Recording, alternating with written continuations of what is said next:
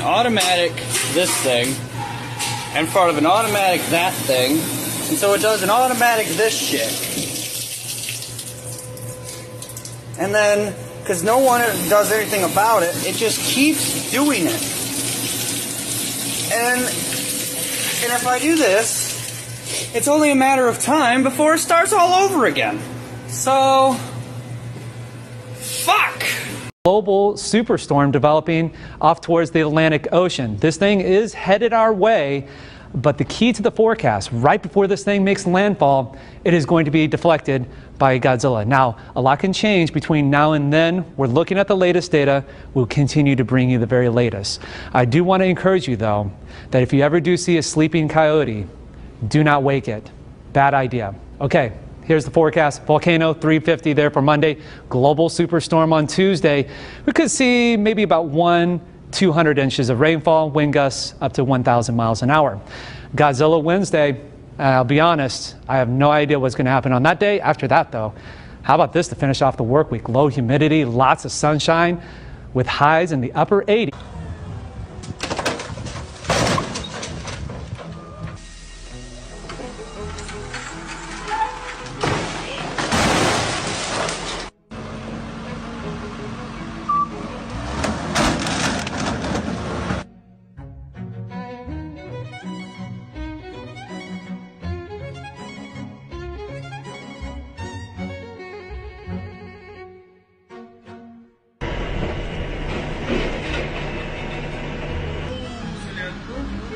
Sí, Juan. Oh, shit, saca.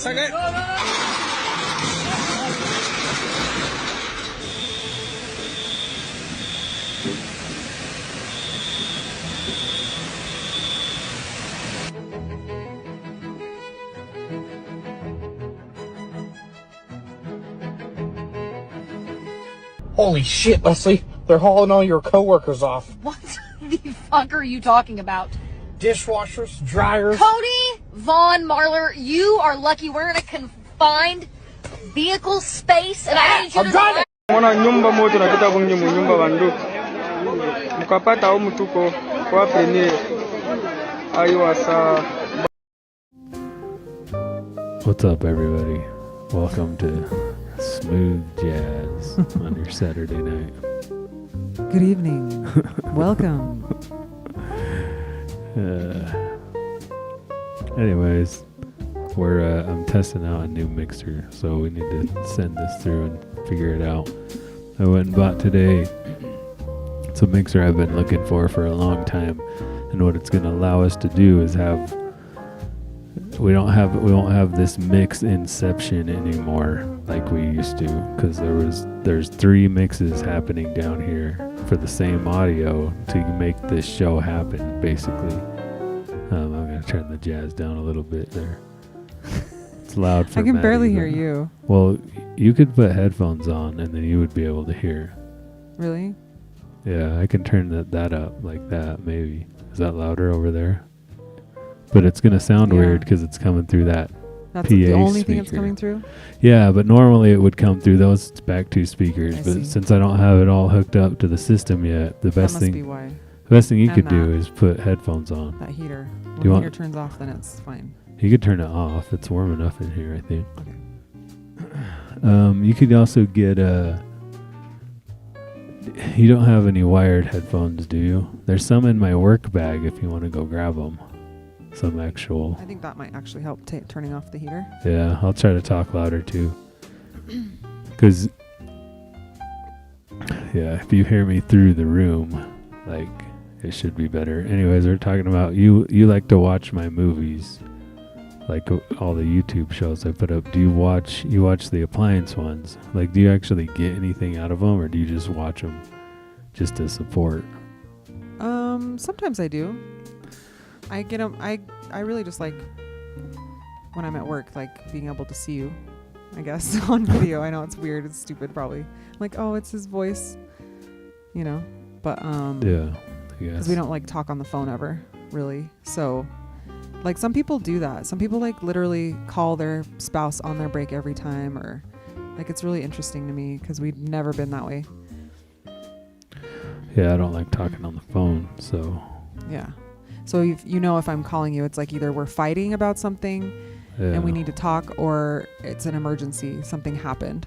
Like you Right. broke The down, car, the car broke down. I'm car stranded or broke. something. or right. you're locked out. Yeah, usually I have to call like 24 times Yeah. before you wake up. Yeah, I locked myself out one day though, like Oh, you did? recently. Yeah, and I didn't call you. I just What do you mean? figured it out. What'd you do? I broke in. You did? Yeah. Oh. Yeah. When was that? It's like 2 months ago. Oh. A month ago. It was like still warm and stuff. I've been locked out like in the dead of winter. Yeah.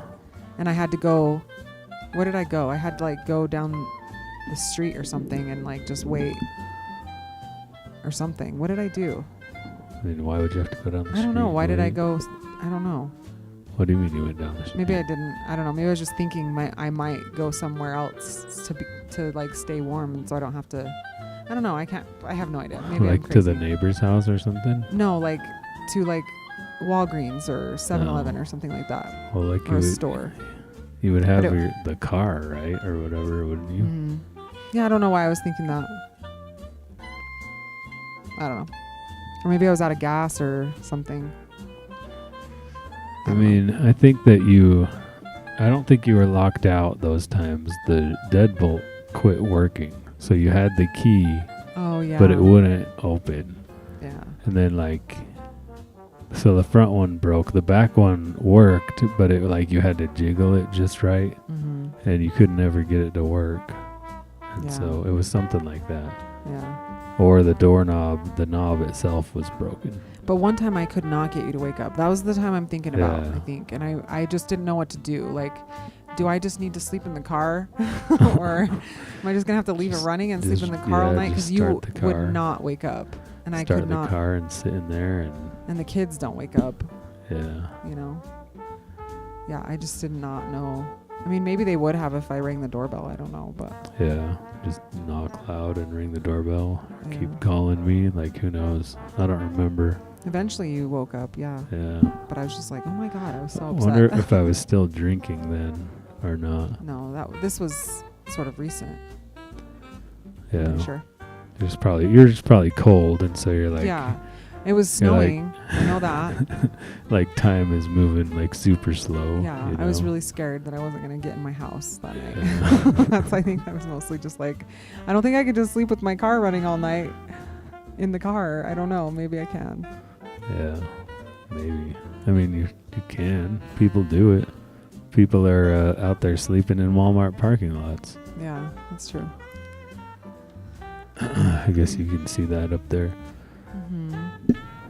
Yeah, I mean, I like watching the videos.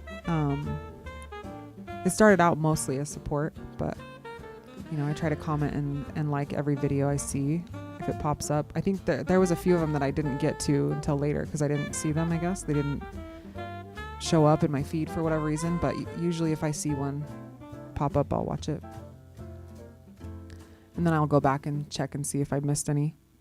Yeah. But yeah, I mean, I don't mind it. You make them pretty entertaining too, because you say funny stuff on it. So usually something funny that I can comment on. Yeah. I mean, I try to be entertaining, but I don't know if I actually am, It's hard to be entertaining, to make a YouTube, Yeah. It's not easy. But it's I'm growing though. The appliance videos are actually growing this channel. That's Of good. everything I've ever done, there's just new It's bringing you subscribers. some traffic. Yeah, I get Nice. it's only 2 a week, 3 a week. Since I started the appliance videos around 300, and now I'm up to 386. Right.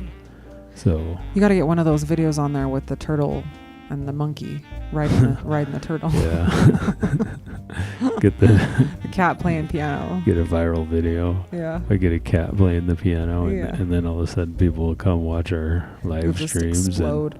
and people will come watch me fix appliances on here. Yeah. I mean, it's I'm fixing them anyways. I might as well record it, put it up, but it's a lot of work. Yeah, I guess the other part of the work, I was just going to say, it doesn't seem that hard, but then the other part is the editing part. That's what a lot of YouTubers say is like, that's the part that takes the longest. And good YouTubers too, you know, like people that actually edit everything that they do and they're perfectionists. Those are the kind of people that I follow usually. And they, you know, it's hard work. So Yeah, but it is their job. Yeah, well. but I mean, I think at some point you need to hire an editor because Yeah. it not only is the editing the worst part, but a good editor will change your whole channel, you know. And I'm not that good at editing. I'm just not. Change your whole channel. What does that mean? Like they could make your channel really good, Oh yeah. you know, and like turn it from just like a, you know, you're like entertaining and you bring the people in with your whatever. But then once you get an editor, you know, it's like Matt's Off-Road Recovery. I watched him since he had like 5,000 subs, and now he's like over 1 million. He's probably over 2 million or whatever. But that channel was like him holding his iPhone Right.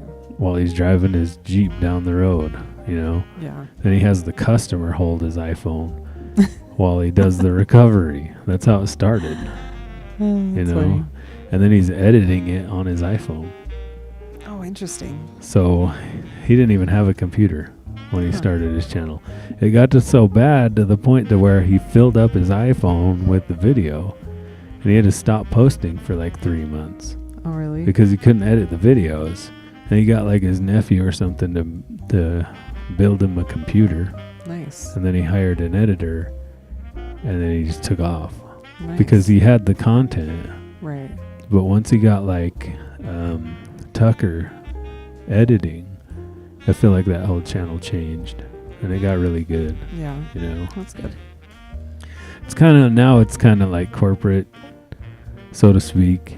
It's like every episode is edited down to be the same thing. Right. And it's like, for me anyways, like I got to a point to where I've just seen it Yeah. so many times. I'm just like, well, it's just another So I wonder if- recovery. I wonder if that's. Yeah, I wonder if that kind of plays against some things too when you start making it too cookie cutter like that. Yeah, I mean, I don't know anything. I mean, you know, the success that has had, and then multiple channels have spawned off of it. That, Yeah, that's true. you know, that he has built or they have built. You know, even like Tucker left and they're doing their own channel, Oh, and Fab Rats and just a whole bunch of people down those people there. he knows. Robbie Layton, yeah. Oh, okay. That's just like his friends all made YouTube channels and all Nice. got super popular too. Oh, that's cool. Yeah. So, yeah, and it's like, you know, it's hard to tell. They like used to, Fab Rats and Matt's Off-Road Recovery used to like hang out a lot. But for some reason, the last like year, they just aren't on each other's channels anymore. I don't know if something happened or what, but Yeah, and that's the other thing that drives a lot of the videos you watch is like that sort of internal the drama. Yeah. it's just like Yeah, I like need to go start a fight with an appliance shop in Salt Lake or something. yeah, it's like the soap operas for men. Yeah. I thought about just like straight up watching like one of those like Storage Wars, Mm-hmm. and then just making our own TV show that's like called Appliance Wars. Yeah. You know, like make it all dramatic. Like You get some of those sound effects that they Yeah, use in those shows, exactly. man. They're like on every one of those reality shows. yeah, like you know the dramatic effect, the Yes. dramatic edits. Yes. To where it's like, Willie, go get this appliance fixed. Right Or, before the commercial break. Yeah. And then it comes back with the same Willie, scene. burn his house down. Clyde doesn't know shit about electricity. Got to get Mike Rowe to narrate it for you. Yeah. This time on Appliance Wars. Right. Oh man, that'd be Yeah. good. I mean, even if we just did it for one episode, just, you know, for the fun of it, like, yeah, it That might would be be- good. That would be fun. Break it up a little. Yeah. I don't Get know. the camera all shaky in one of the scenes Yeah, right before like commercial break. zooming in and out. The Like, cameraman's like, they always zooming in and out. yeah. And you get the main person talking to the camera guy off. Hey, what? Getting this concerned look on their face. Yeah. Like something's going on. What's Yeah. happening? beep. You hear the bleeps and the I mean, you would have to rustling of the microphones. You would have to direct it. I would think. I watched a lot of reality TV. Yeah, what Although- was that one? What was it? Are you talking about the what? I can't think of words today. I'm really Yeah. struggling with words. Yeah, we The just Sister Wives one? no. Oh. The Rock of Love. Oh yeah, that one's the best. That one's the best. That one is, I feel like that was like the peak of reality shows because it was really just so playful and fun and like just stupid and silly and it didn't take itself seriously. It was just so funny and so good. And you had like people being like buck ass naked in some episodes. Like I watched it on like Hulu or something, and like you literally see them naked. I was like, holy cow. Like one of them was like doing cartwheels in the backyard or whatever, and she's like full on naked and you could see every bit of it. I was like, oh, like that wasn't stuff you would see when it was on whatever VH1 or MTV or whatever it was on. Censored out. Yeah. But just but they're pretty much naked in all the episodes anyway. Yeah. All those women. So funny. Yeah, so do you think that they really are all that dramatic, or is it really edited in? I It's don't just know. like made up. Yeah, I mean, I'm sure totally there's fake. I think the element that they got right in reality shows, especially later on, was that they kind of got it down to a science on how they cast people, right? So like they interview people for these roles or whatever, maybe not the roles, but they want them to be this certain type of personality, and so they put all these big personalities together. Oh, And yeah. then that's So when then it happens then because they they're all fight. yeah. So and that's the gist that I got from when I tried out for The Voice. Yeah. Was that's what they're looking at you for. So they're looking at you to put you in a certain box. And so as soon as I started singing, like I had an amalgamation of like songs on my audition, but they kept stopping me on the rock and roll songs, and they wanted me to do rock and roll. And so I think that was kind of the box they wanted me to be in, because I was in 2 rock bands at the time, and all this like I'm a rocker chick kind of thing. Like that's what they wanted me to be. Yeah. But I just don't think I was like interesting enough, maybe, or and I didn't. They wanted me to sing all these rock songs that I didn't know, and I was like, I could sing this or this, Yeah. But whatever. They didn't choose me for whatever reason. That's totally fine. I'm grateful for that. But Yeah. I was pregnant with Declan at the time, anyway, so just barely. So I was like, oh yeah, that probably wouldn't work anyways. How would they do that? But yeah, my point is they just get these like just right personalities, these like over the top people that are probably really like that in real life, I would bet. And then they get all those people together, and then the personalities clash, or whatever happens. At least a lot of the ones that I've seen are like that. Yeah. They start fighting. Yeah. Like, or do you think that they're just like, okay, you guys, now we got to do this fight scene, I don't think so. Or are they just like the fight happens or whatever, and we see the edits and they edit it to make it worse than it is? Like, I think they definitely do that. You can tell, like every time there's a bleep, a lot of times when there's a bleep, it goes off. the camera will be looking at the back of their head. Else. Yeah, they edit it. Not right at their mouth, so you can see them say the swear word. Right. It's like pointing towards the back of their head, so you don't know if they actually even said anything. Yeah. Like Yeah, the the sound cuts guy and just stuff. added a bleep in right there. Yeah. That's definitely, I think, the case. I don't Or know. I mean, the nobody's editor. I've never really heard anybody talk about stuff like that. Like I have. reality stars, really? Is that what they say? Like tell him Steve Dave. Oh, yeah, I guess they probably would talk about that. Is that how it works, you think? Like every bit of it is fake. Oh, Because you need to think about, they're not just going to like spend all this money to have all these cameras and camera guys rolling just to see what happens. just to wait and see what happens. Like you have a whole set of all these people, and like, it just a huge amount of labor to pay these people, the sound guy, everybody, right? Yeah. You're going to like be like, okay, today we need to get something to happen. Like, Right. we need to get the footage. You know, obviously there's the stuff that they're doing. Well, like on Comic Book Men, if you've never seen that, it's a reality show about a comic book store, and these guys run the comic book store, right? Well, in season 1, they have people come in to sell items to the comic book store. It's kind of like Pawn Stars or something like that, yeah. But a comic book store, right? And so, but the thing is that the way it's shot and edited is like the people just come in the front door, right? They negotiate, they sell the item, then they leave, and that's the story. Yeah. Well, he talks about the piece or whatever it is. Like, can't believe he's seeing this. You know, so what you're rare thing. What you're supposed to believe is they just walked in off the street. Yeah. But they're already mic'd up. Okay, Right. That's the first issue. They've been like auditioned. They've been. Yeah. Yeah. They vetted audition them already. 6 months before. Yeah. Like they have all this stuff planned out so that when all the cameras and all the labor show up, it's like, okay, we're shooting this today. And like it's all planned, you know. Well, and I feel like, I feel like those moments definitely seem that way. Right. A lot of those shows seem and like even that. in the Rock of Love, they had like their little challenges or whatever, Yeah. you know. Obviously, all It's a that's game going to be show. all planned out. Right. Yeah, but I think I think that I don't know. That's interesting. I think having those big personalities really helps to make it, you know, more entertaining, more dramatic. interesting. Yeah. So they have these like basic things that they're gonna do, and then they're just like, or like on the Comic Book Men, they probably have people with really unique things to bring in, you know, or like, you know, with that's what a they're good trying story to get. behind it. Or, Oh, but that's what I was going to say, though, is they're trying to get that, right? Because Yeah. that's what would make sense for the show. But then in the second season, they get a second season, right? They take half the store and they actually build a fake counter. oh, Like it's a set.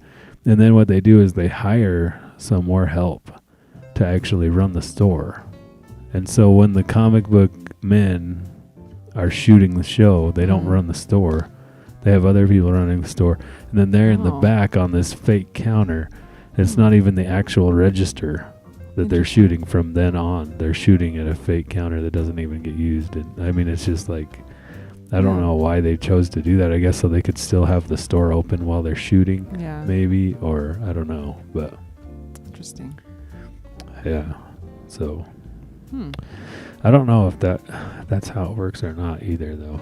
I wonder how they do that if they close the store when they were shooting, because you would think they wouldn't want any background noise, you know. Yeah, well, yeah, they'd have to. I think they'd probably have like their background people or whatever, like pretending to shop there. Yeah. Yeah, I would think. I don't know. Yeah. You know, I don't live in that showbiz world. Thank goodness. No, you don't want to go back to singing. I mean, I don't know. Sometimes I miss it, I guess. Like I really miss theater. Like I've been considering buying, since I'm doing the My Tech High stuff, there's, you know, you can buy, I was looking into season tickets or something for, you know, like Hale Center Theater or something like that, which would be really cool because I remember doing that when I was a kid, you know, and like one of the things Marquesa wants me to do for the committee, for the homeschool committee, is to call some high schools and see when they have plays and stuff so we can go do field trips and watch some plays. But anyway, I just kept thinking like, man, it's just hard for me to go see plays and not want to do that, like be there and be in it. I always struggle with that because I just really love something about like theater is just so cool to me. Like the live, you know, like there's something about going live and doing this stuff in front of people, and like it's pretty scary, you know, and intense, but it's really like fulfilling and so fun. But you know, the rock band thing was really cool. It was really cool to be like, I'm a mom, but I'm a rock star on the weekends, and like I felt like it, you know, like a lot of the time I felt like it after a show. Like once people realized like, oh man, these guys are really good, like, you know, you got a lot of praise and it was really fun. But mostly just when we were partying, it was fun. I think after that, it just became work, you know. When I was on stage, it was fun. And I really miss that Right. sort of cathartic, like sometimes I would get really into my songs that I was singing, and it was very therapeutic, but, and I don't really do that anymore. You know, I don't have moments like that. Yeah. Well, I mean, we could start like some sort of band or something, but I don't know about live shows. It's a lot of work. No, I wouldn't. I don't want to either. Like, that's the other thing is like being on stage is one thing, but being at the bar, you know, Yeah. people that probably aren't even listening. And when they do listen, you know, they're wasted. They, you know, there's still people that there's some people that I have met at one of the shows we did, and, you know, they were like all about wanting to do voice lessons with me and all sorts of stuff. And, you know, I still see them at Harriman all the time. And I'm like, they never called me. They never said anything. You know, like we say hi once in a while. Like now they know who I am and I know who they are. But they were just wasted. You know, we were just having a conversation, you know, while they were wasted. And it was just like that all the time. Like just people like just being drunk talk. Yeah. Which is fine. But that's what you get. But I was just kind of over that life, I guess. Yeah. You know, that part of it. That's why I like theater, because people are paying to go see a show, and that's what they're there for. They're not there to get wasted, you know. Yeah. I don't know. I had a lot of good experiences and it was fun, but Yeah. I just felt like it was time to move on. Yeah, well, I mean, you could like do something here or on live streams, and then you wouldn't have to go live with that life, you know. Yeah, it's true. Could. I do think you have like a really good, solid sort of idea in how you do your podcast. Because I don't see, I mean, I don't know, I could be wrong, but I don't see people doing that as a podcast, right? Like, yeah. I think like if we had a lot more songs, you know, because it seems like it's just like we're just playing the same songs over and over again. I mean, but it's a band practice, you know, like that's the whole idea. Right.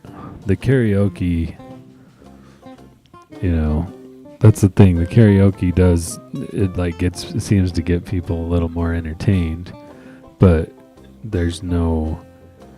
it's fun for us to do. Like, we have a good time, but none of those videos will ever like make money. Yeah, you know? exactly. If the songs or. Yeah.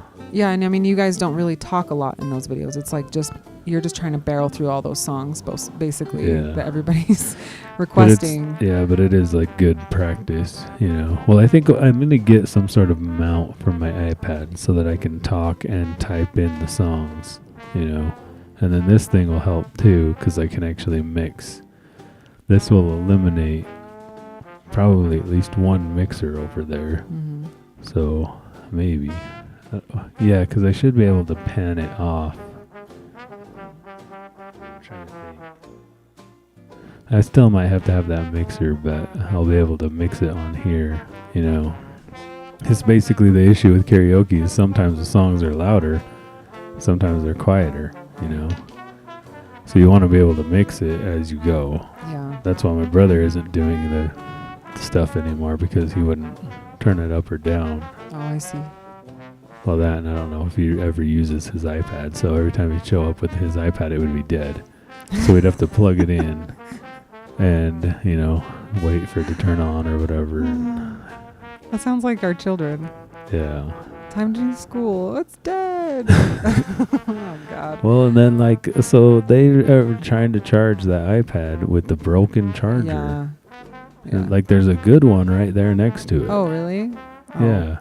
They bent one, so the bent one doesn't work. It might have been my fault. I don't know. I'm trying to get their things to charge. Like, if anybody hears this and they know of a lightning connector that I can resolder the wires to. Over and over again. Over and over and over again. That's what I need in my life. Yeah. I've looked. You know, because you have like a guitar cord. Like, you know, these cords, you can like undo the end when the wire breaks off and just resolder the wire back on. Oh, I didn't know that. And you just screw it back on. So you can do that forever, you know. I want that in a lightning cord. Right. So they just break it. I just take it out of the garage and solder it back on, and then good to go again.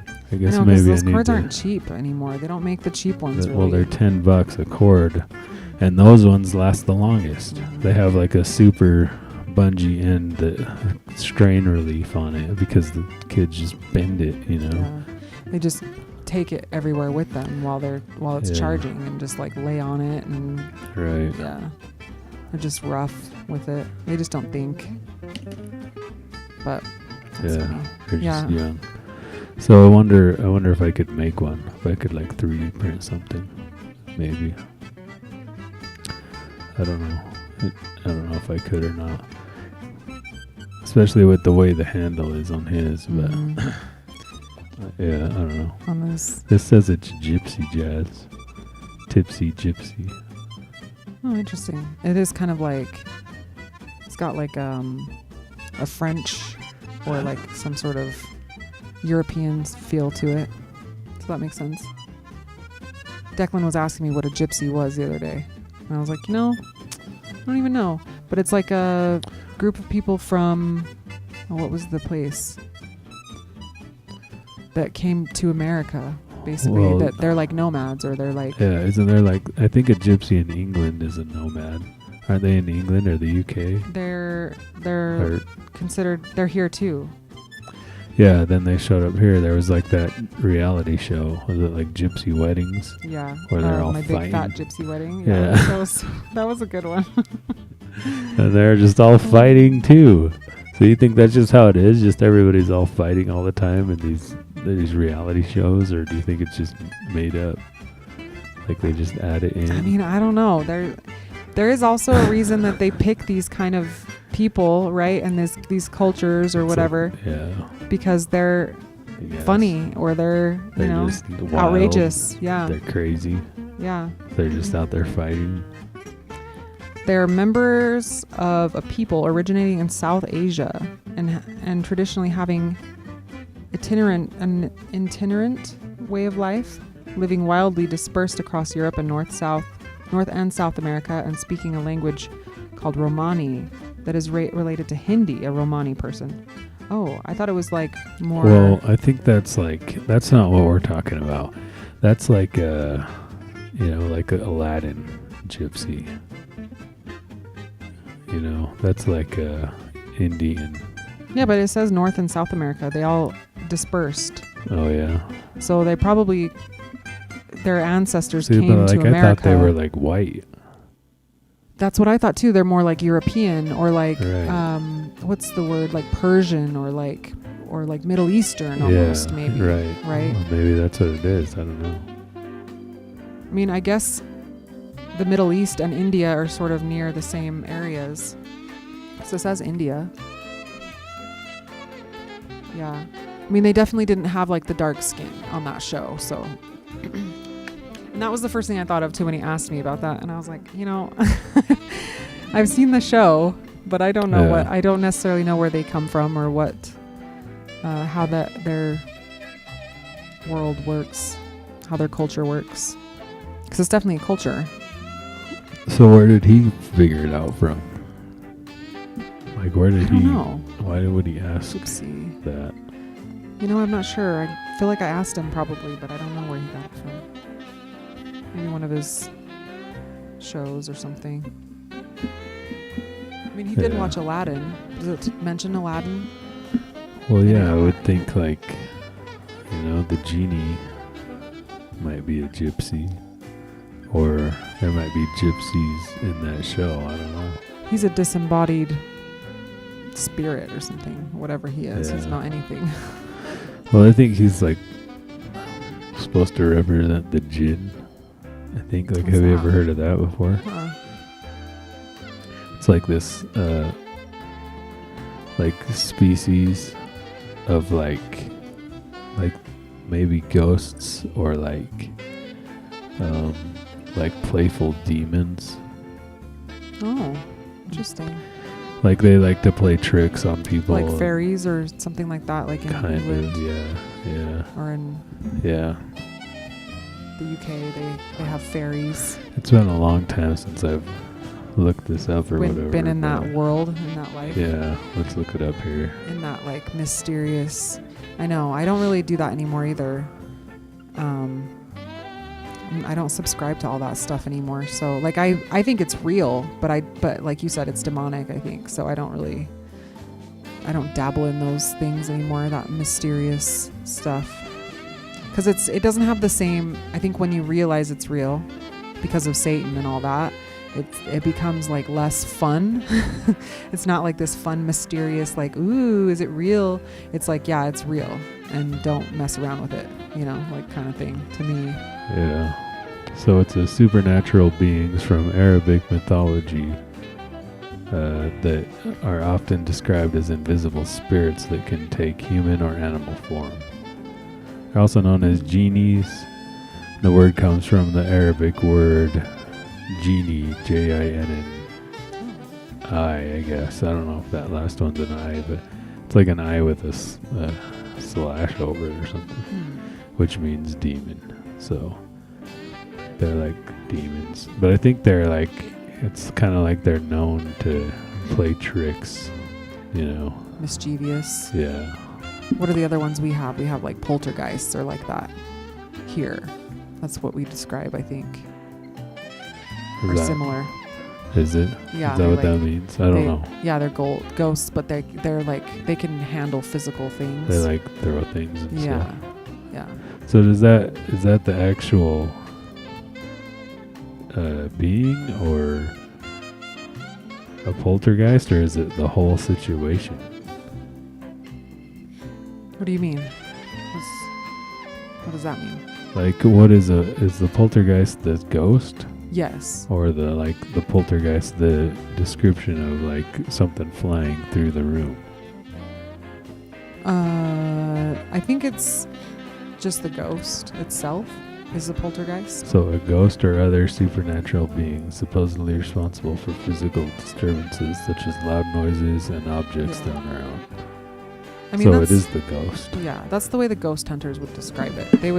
They had like their different like categories of ghosts for some reason, right? Yeah. They had the ones that would like replay over and over like a tape, like you could never really interact with them. And then there was like the ones that you could interact with, right? Yeah. You could talk to them and you would hear them back on tape or whatever talking to them. That episode like still creeps me out even thinking about it.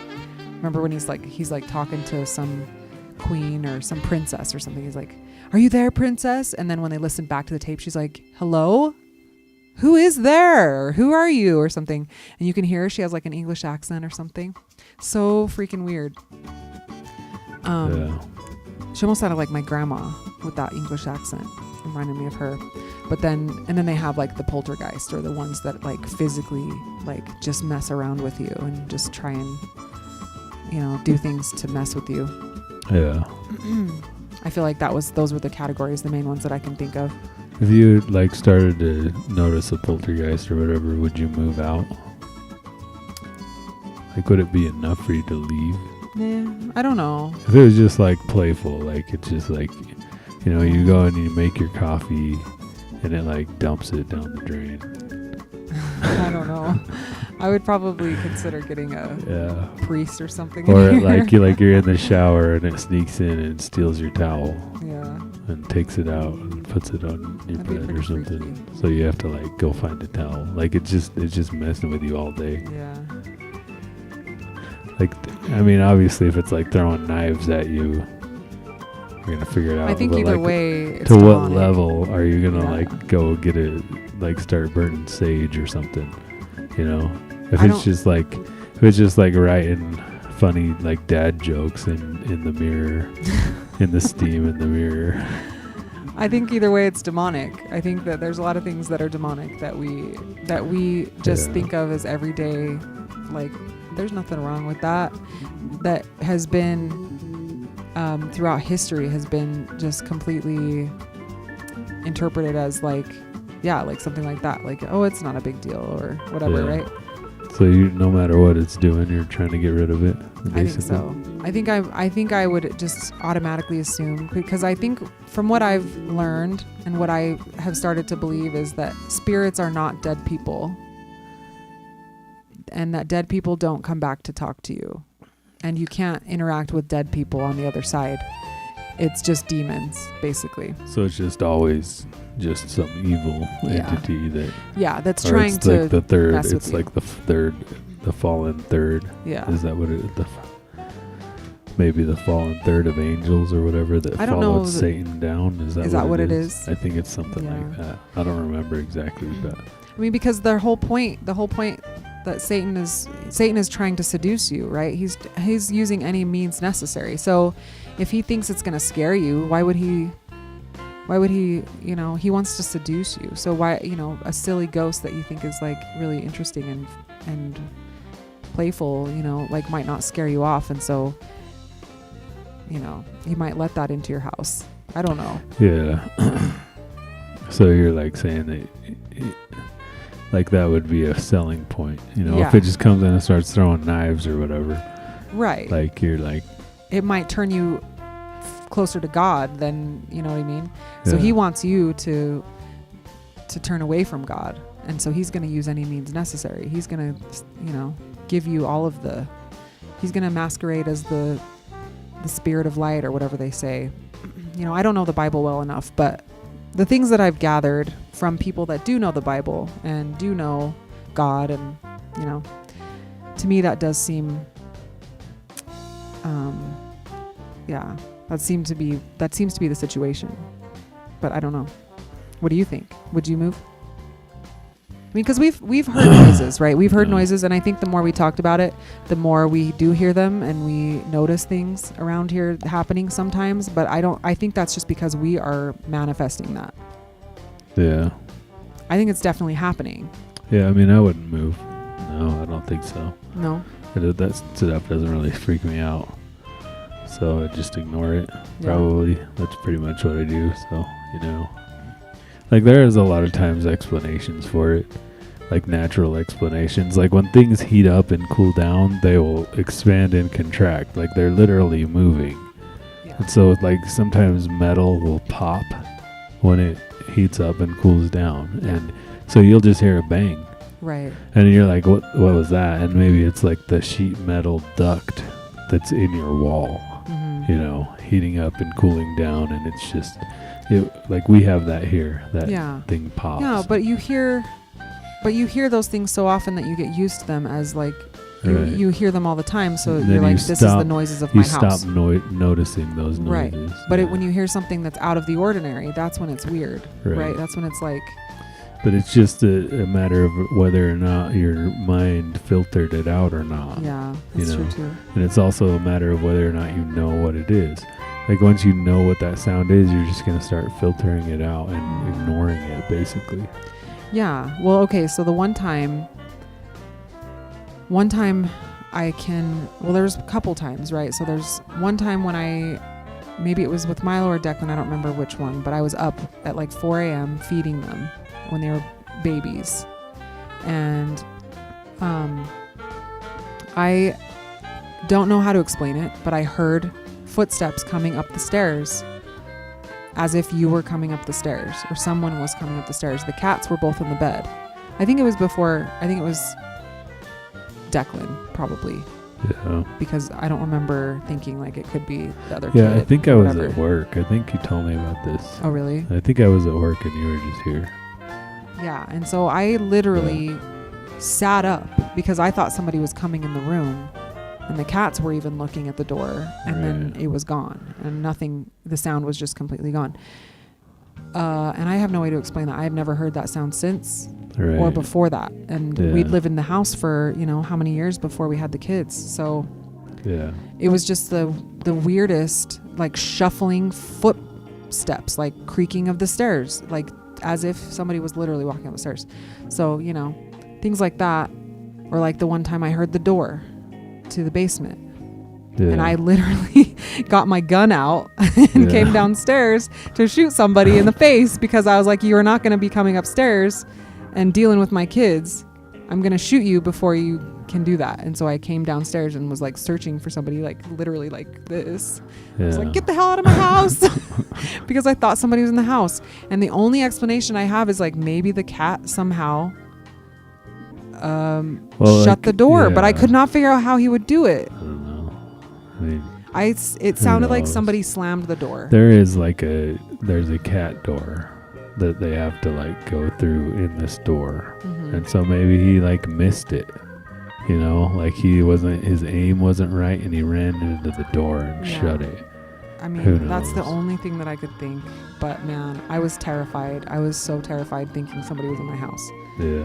I literally thought I was going to have to shoot somebody, and I was shaking. And I was like taking so long to try and get it out of the gun case, out of the Yeah. safe. But I was like, I don't care how long this takes me. Nobody's going to be coming up here. I mean, it probably didn't take as long as you thought when you're in that mode. Yeah. It's like you experience time differently, Yeah, you know, maybe. when you're like all jacked up on your adrenaline. And I just woke like up too. shaking and, you know. Yeah. I just woke up and feeling that adrenaline rush. You know, and that's the other thing is like, I don't know. Sometimes I hear sounds like as I'm waking up like that and I'm like, is it just my imagination? Yeah, or Am I is just it dreaming? something like totally explainable? That's what my point Yeah. is. Because like the other day, you guys went to a field trip, and I just got off from work, and so I was just taking my little like break or whatever, and I had my headphones on, but I just had one on like this, and the other one was kind of just over. Well, the way the reflection of the sound was, it sounded like somebody was like knocking, but it sounded like they were in the house knocking on a wall. Ew. That's the best way I could explain it.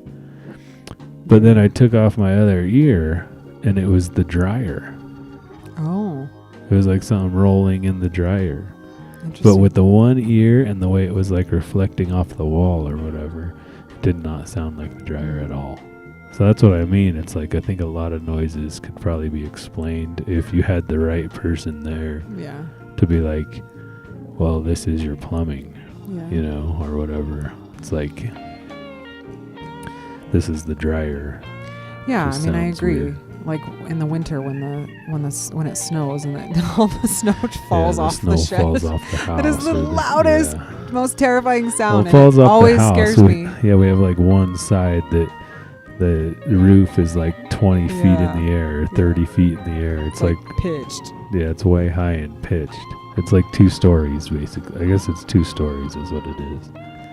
It's pitched, and so it just, Yeah. when it lets go, and you're sitting right there watching TV, Right. like right on the other side of the wall. So Right, when it all it's right lets there. go, it all just goes whoosh, It you is know. so loud. You're like, and what is scary. that? Yeah. The It first time that snows happened, here. it was pretty freaking scary. Yeah, that whole side of the house just makes noises. As it It heats does. up and cools down, it makes noises sometimes too, because the sun's on that side of the house. I guess. So Yeah. that's the thing. It just, when things heat up and cool down, they expand and contract. You know. Yeah. So Yeah. Sorry to get into my weird Satan God stuff already. what do you mean? Were you hoping I wouldn't go there? I mean, I don't care where it No. goes. Why? I don't know. I just think that stuff's really interesting because I would have never said, I mean, I think I would have said that I believed in it before, but I was still, like I was saying, you know, I thought it was kind of fun and like, I don't know, like nothing had really happened to me specifically to like make me believe it, you know, like that it was actually true, you know, like some people have like real experiences and stuff, and I've just never had that. But I do believe that it actually is happening. Now the things I know now, spiritually and everything, I'm like, oh yeah, that's definitely happening. But I also have never had like a spiritual experience in the way that like some of these Christians have had. I don't know if we've talked about this before, but I just think it's so interesting because, you know, I have been saved, but I didn't need to go through this like big, like event where it had to save me. Like I learned on my own through my experiences, like choices that I had made and, you know, watching and educating myself and things like that, watching YouTube a lot and things like that, right? Communicating with you, looking into myself. But some people's experiences are so strange, and I wonder why, you know, if they're actually what's happening, like God is revealing himself to them in these really crazy ways and like walking with them, or, you know, like these people like literally believe that they saw Jesus or God with them, you know, and I just wonder like I believe that happened to them, but I just wonder why it only happens to some people. And like, I don't need that drastic, extreme sort of thing to happen to me to prove to me that God is real. And maybe that's why, Yeah,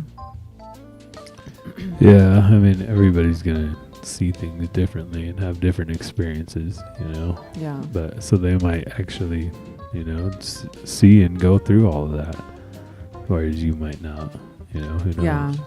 I guess my conclusion to that was that, it was just that I didn't need that. That wasn't what I needed to be convinced or convicted of Jesus. Like, I do remember asking God, because I definitely have believed in God for a while, but I didn't necessarily believe in Jesus, and I didn't understand Jesus and what he brings to the whole situation. And so I just asked God to reveal that to me, to show me that what Jesus's story is, and why he is so important, and why Christianity is the religion versus every other religion in the world, right? Yeah. And that's when I found the Third Adam documentary. Is like the next day I found that, and I was like, this is the answer. Oh, I told Savannah that today. I'm like, I mean, to me it was the answer to what I was asking, because it gave me all the answers to everything that I needed at the time, and I was like, yep, I mean, there you go, I believe. So I didn't necessarily like cry out for Jesus like some people say. Yeah. I wasn't at my rock bottom necessarily at that point. Yeah. I mean, I think at one point I was definitely in a bad place, and I think that that was the beginning of my journey. But I don't know, it's interesting. Have you had any experience like that before? Like seeing Jesus? No, not really. I mean, I've had like some things happen where I was just like you're just really in a bad situation, and then you like ask for help, and then you're helped, stuff like that. But yeah, I've never really like seen Jesus, or I don't think like have been spoken to, or had some sort of like holy experience. Right. It's like more like a just like a constant.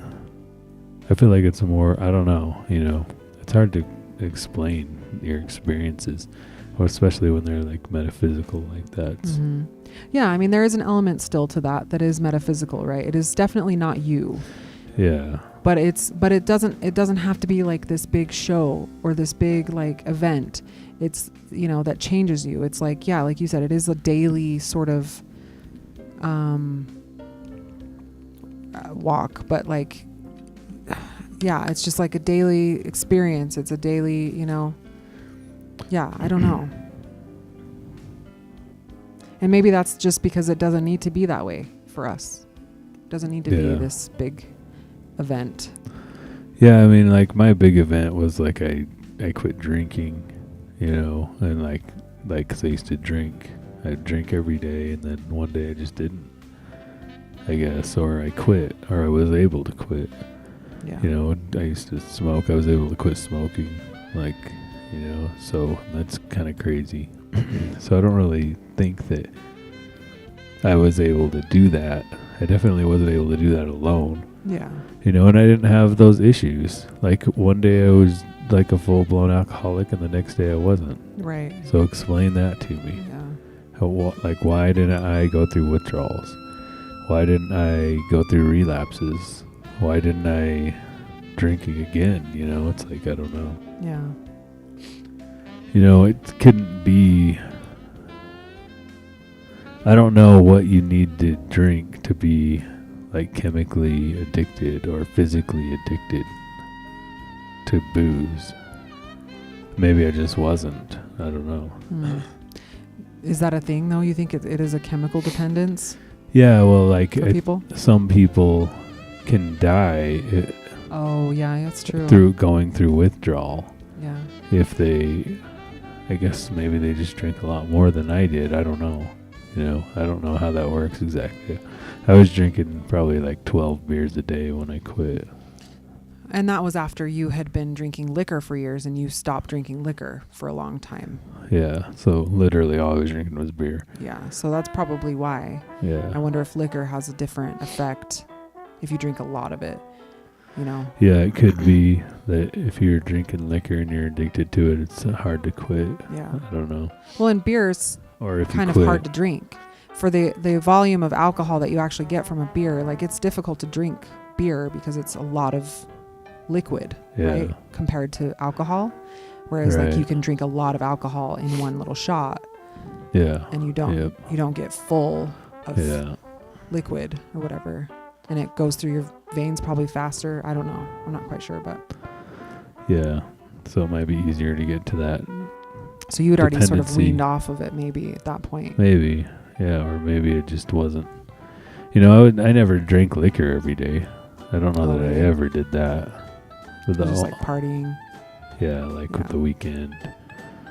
I didn't really like liquor that much, so. Yeah. But yeah, I was drinking beer every day, so I don't know. You know, and a lot of alcoholics I've known, they would just drink beer. I don't know that there is a lot of alcoholics that are on liquor, but maybe there is. They just drink liquor every day. I don't know. I don't know. Yeah, I think so. Could be. Probably. And then maybe those are the ones that are more addicted. I don't know.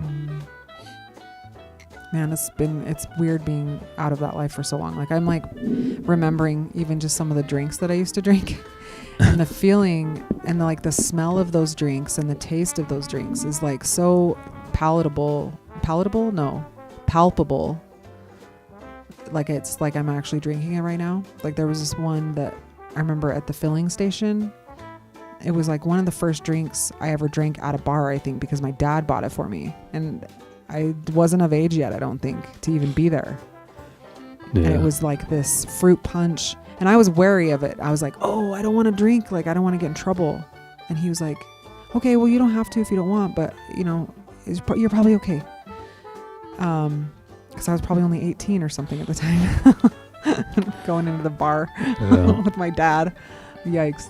And it was like this fruit punch and maybe vodka or like rum or something. It was so good. But I remember I remember those drinks. And I would have those every once in a while when I go there. Or like Red Bull and vodka or something. Like those drinks are very specific, you know, to that feeling that you would get, you know.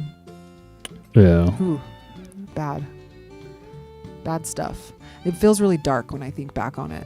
I don't know how you feel about it, but to me it feels really dark, and like I don't necessarily like to think about it a lot, like how things used to be, especially when we would party.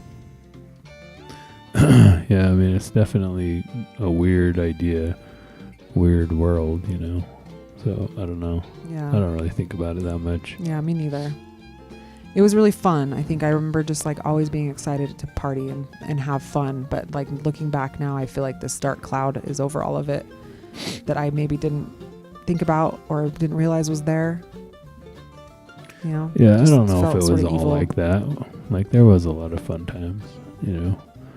I don't know that in the beginning of it was really, or maybe in the middle somewhere, was really too bad, but maybe it was. I don't know.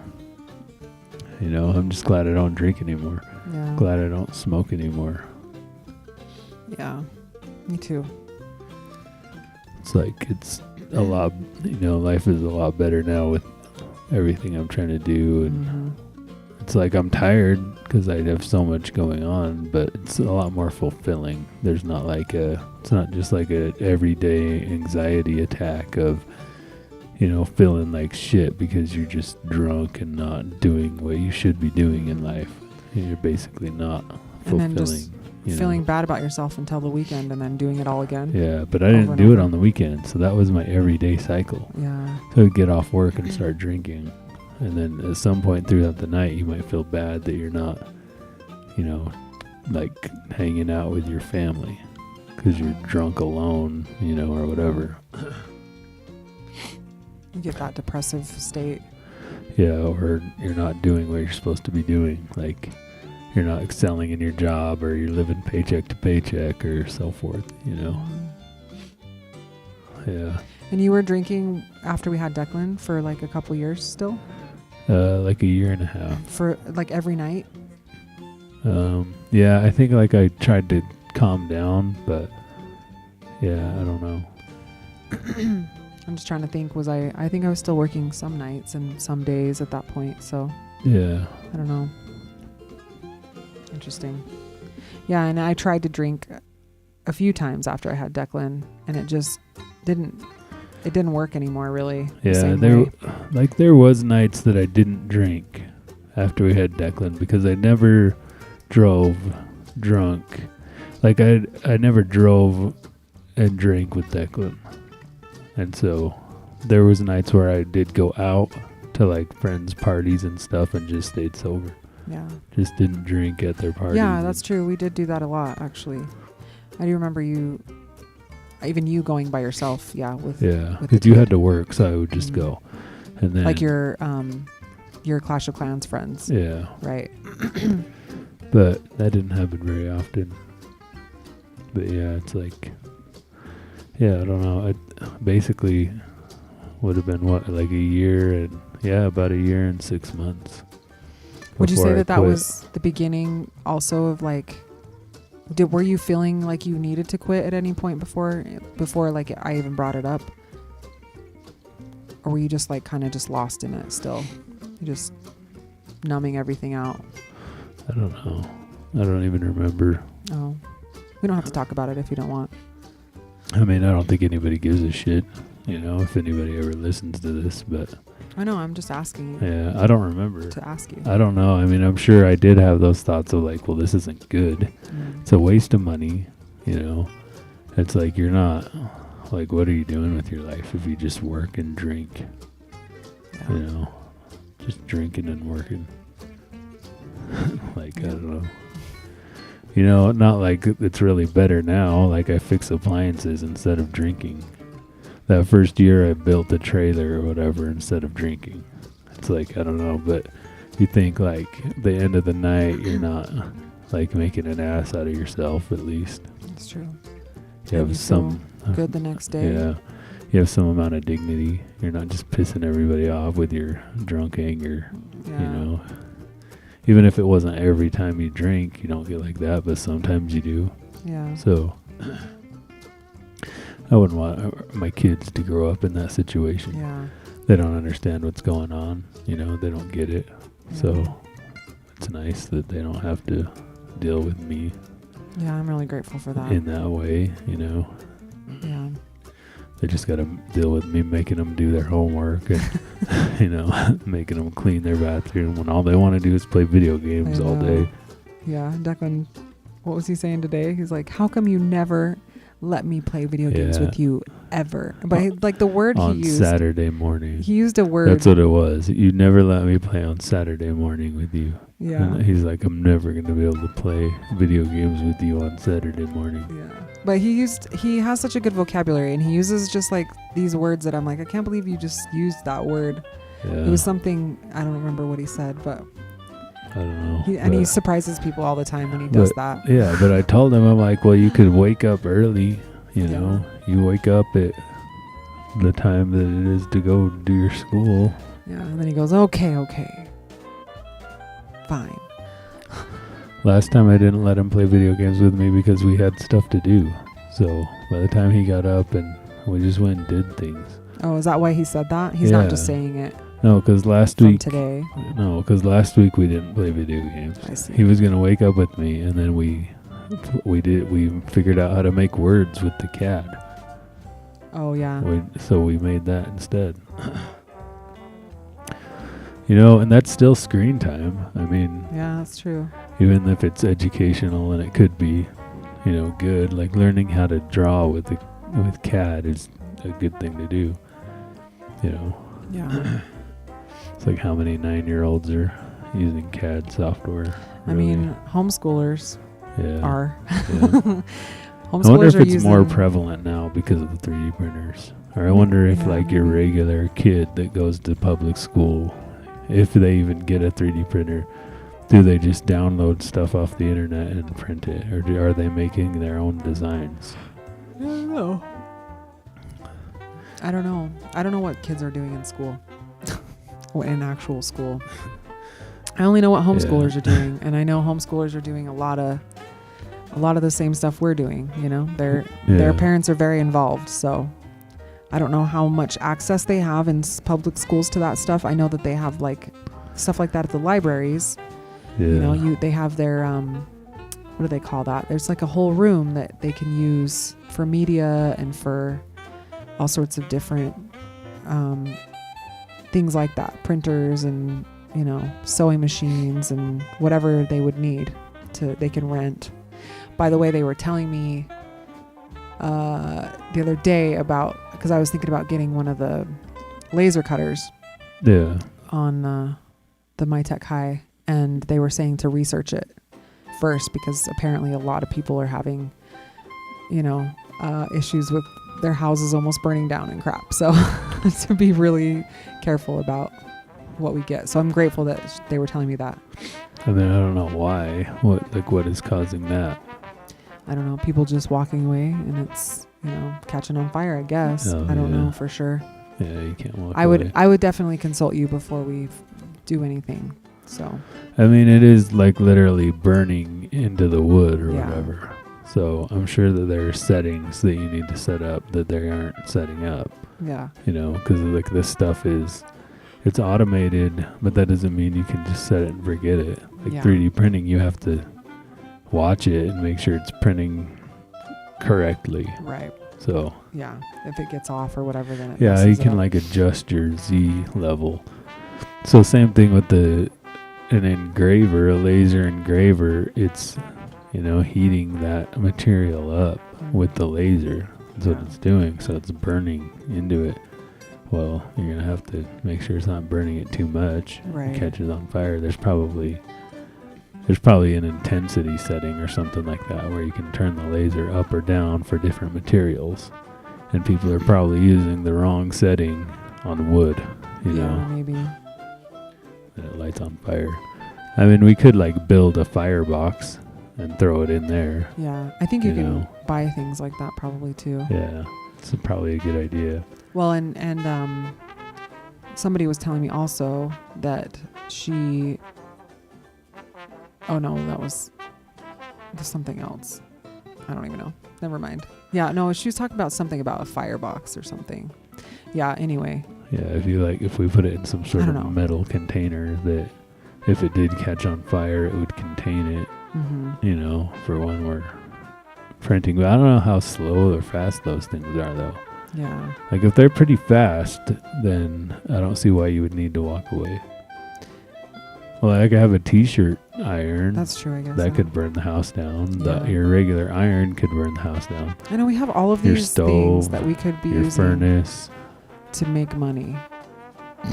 Yeah, well, you want to make t-shirts? We should probably utilize all of these things that we've bought to make things to sell them, to make some money. Yeah, I mean, because the sourdough is just not working the right way. I need to come up with a whole new system, and the system I have isn't going to work for what I want. So, which I still want to do, but you know, I just keep thinking like I want to learn how to use the vinyl cutter so I can make vinyl, but I'm like, I should just learn how to make vinyls.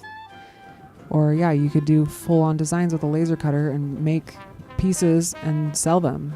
Well, I had an idea that I don't know what you think about this, but at one point I had an idea where we could do a podcast or a web show idea would be like for me to teach you things, or or like for you to teach me things. Like that would be fun. Like whatever we choose to do, like or you know, even the kids, maybe like we all learn something new. That kind of sounds like a cool concept. I like that. Like we all learn a new hobby.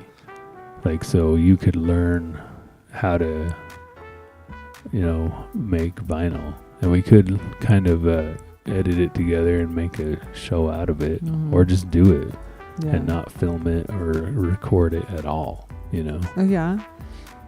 Do it as like a family thing. Like, that might be kind of cool. Like you all learn how to But I have these ideas and I think they're gonna be fun. But then it just comes down to like me having to teach the kids how to do something, and just like it's frustrating and annoying because I'm just like I just want to get this done and not. Yeah, that's true. But That's true, and they're in different levels too, so it's really difficult to have one learning something and the other one not. Right. So I getting try to into be stuff. patient and meet them where they are and teach them, but it's hard. But yeah, you could learn how to make stickers or whatever it is. You could start learning graphic design. It's like you can draw really well, and I think that you could do good in graphic design. You think so? You basically you would be able to have the eye, for it, of what you would want to make, right, or whatever. And you know what you like, and so if you could make stickers like that, you could sell them. Yeah. Or you could start a thing. I mean, there is like people that we've known from bands that have started these companies that are doing like vinyl cutter companies, Yeah. We just have these things at our disposal that we don't use as often as we should. And we've talked about doing it. You don't use them. Well, I've never. I use I know, that that's what I'm stuff all saying. the time. So it's like, yeah.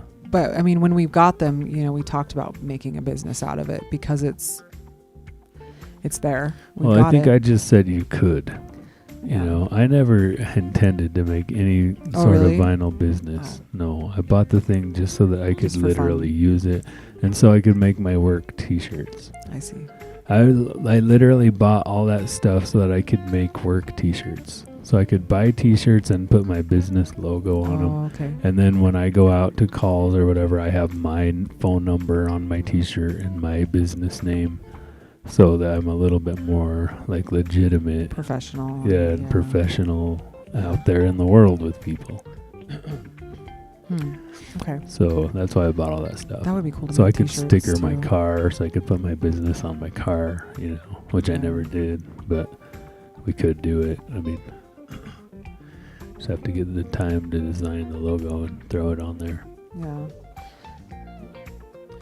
That's why I bought it, so I could. That's literally the reason. I mean, we could make other shirts, like we have those shirts that I sort of made, but never did anything with, And I was thinking too, yeah, I mean, like, I wonder if that lady has the monopoly on the soccer teams, like, I don't know if I don't know how that works. Yeah, but I don't know. That's like not. It's like that stuff is the T-shirts, the iron-on sort of things. It's hard to do, and maybe if we tried to get like different vinyl, we could try different vinyl, because those just have not turned out. Oh, really? No shirts I've done are very good. So I don't know what she's doing. Maybe she has a different vinyl and she's figured that out. I don't know. But I wouldn't do that if I were you, because that might be, if she's actually doing it as a business, that's going to be a very small part of her business. Yeah. Well, no, that's all. Well, I was just thinking, like, instead of taking our shirts to somewhere, we could just do the team's shirts, and just start small and see how that works out. Which you totally could, but it's so cheap to have her do it that I would just keep having her do it. Yeah. And it's like, less involved. What I would do is just, try to get your customers elsewhere, Yeah. But at the same time, it's like, why? Well, I just need to do start something. another graphic design company. Like, there's just not enough out there or something. Like, what I would think you should do is, instead of trying to like go sort of more or less poach other people's business, you need to make your own way into a market. Yeah. And so you're not, going to steal from somebody else, but you're creating your own space. So like maybe coming up with a sticker design that you would like, and then selling them on Etsy. Yeah. So it's, it's not really exactly, she doesn't have a monopoly on it, but it's not exactly, it would be better for you to go find your own idea. And not just see her idea and steal it, All right. or whatever. You're probably right. Yeah. Moral. But yeah, I mean, you could make your own sticker designs, and even if it's just for your truck or whatever. Well, you're looking at the time. Yeah, it's just 9:30. I don't know when we started. I don't know. You ready to be done? Oh, I don't care. I thought it was later. We've been going for an hour and 15 minutes. Nice. Yeah, I don't care either way. It's fine. Yeah, I mean, you could make t-shirts, and you could even sell them just on like KSL or whatever. But I don't know. Yeah. My thing is like, I need to like come up with some of these things that I'm thinking about and do them. Like I have a couple 3D print designs, and then going and finding the people to sell it to, you know. Make it happen. Yeah, that's the next thing. Just make it happen. Just start somewhere. Yeah. Yeah, I mean, I think I'll start with trying to figure out how to make my own, and then, you know, for my truck, and then maybe I'll start working on designs and see if I can actually design things. I don't know. I mean, I don't feel like I'm a very good artist, to be honest. Like, I feel like I have ideas and I can be sort of creative, but I'm not good at executing those things, you know, and I just haven't practiced enough to be good at that kind of stuff. Well, it's a lot easier than you would think, you know. You just like, you do have to know some things, like about how these programs work and about, you know, different file types and what they do and why they do it. But you have YouTube, you know. If not, I can help you with a lot of it. But yeah, and I started thinking about getting into more art kind of things. Like I bought watercolors this year to start working on watercolors and learning how to do watercolors, because they seem interesting, and you know, you can make some really cool things, some really beautiful paintings with just simple watercolor. You know, and I've been seeing a lot of that, but you know, I haven't really done a lot of watercolor stuff, enough to practice, enough to get good at it. I just keep thinking about things that I want to do with my life. You know, like learning Spanish was one of them. I'm like, I should just do that. I should just like, I don't have much longer of my life. Like I think about my grandpa, and he had like all these different jobs over his life. And that was kind of the joke in the family, was that he, you know, he was in the Air Force, and he was a dentist, and he was all sorts of things, a teacher, and like he did all these different jobs over his lifetime. And I just always think like, you know, I limit myself so much by not just doing things that I think I should just do, you know, like every day. I should just become these things, practice them as habits, and then I will get good at them, you know, because you don't have to just be, like you always talk about that, you don't have to just be talented at something. You can learn, you know. Just because it seems like people are really talented doesn't mean that they didn't earn that, or they know? didn't learn it. Like you're not always gifted, you know. Right. Like sometimes you just have to like bunker down and learn it. Yeah. Learn whatever you need to learn to do it.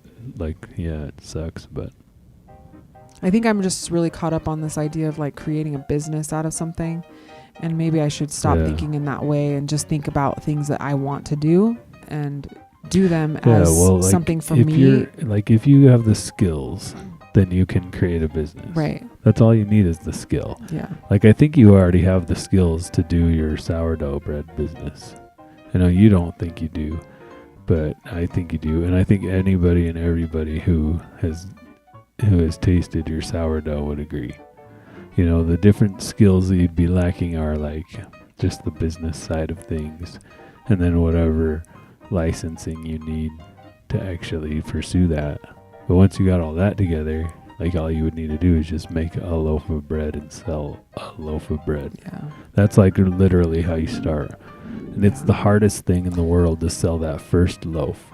But by the time you're on your like 2,000th loaf, it's just like you're just chucking them out the door. Like it's so much easier, you know. But it's just hard. Yeah, I think somebody posted something. One of the sourdough people I follow, she's posted like 12 loaves of sourdough a day times 12 dollars gives you like 4,000 something bucks a month. I don't know what the math was. I can't remember, but it was, like she's just like, right. So it's just 144 a day. And people in the comments, And I think $4,000 a month, probably. Yeah. A few people in the comments were saying like, I guess we're saying, like that $12 is a lot, but most people were like $12 is, there's so many people would pay $12 for a loaf of bread. And to me, that does seem outrageous, but just like you were saying, like people will pay that. People are used to store-bought bread, which is nasty. Yeah. Like this stuff is full of crap. We don't know what it is. It's gross. We need to stop buying it. It's not good. If you have homemade bread and you have store-bought bread, it's just, I don't know what they're putting in that crap, but it's not good anymore. Mm-hmm. I don't know. It's just so, but then once you add sourdough on top of it, the sourdough is hard to make. And if it's homemade sourdough, it's going to be like really good. It's a lot better than any other bread I've ever had, really, So, I mean, maybe like the rolls at the restaurant we just went to, like those rolls are really good. Mm-hmm. But I haven't found a regular loaf of bread at the store that is this good. And so it's like, maybe they're not going to pay $12 a loaf for that regular bread that they get at the store. Like nobody is, The quality. Because it's lacking. nasty. Yeah. So it's like I don't even know who wants that.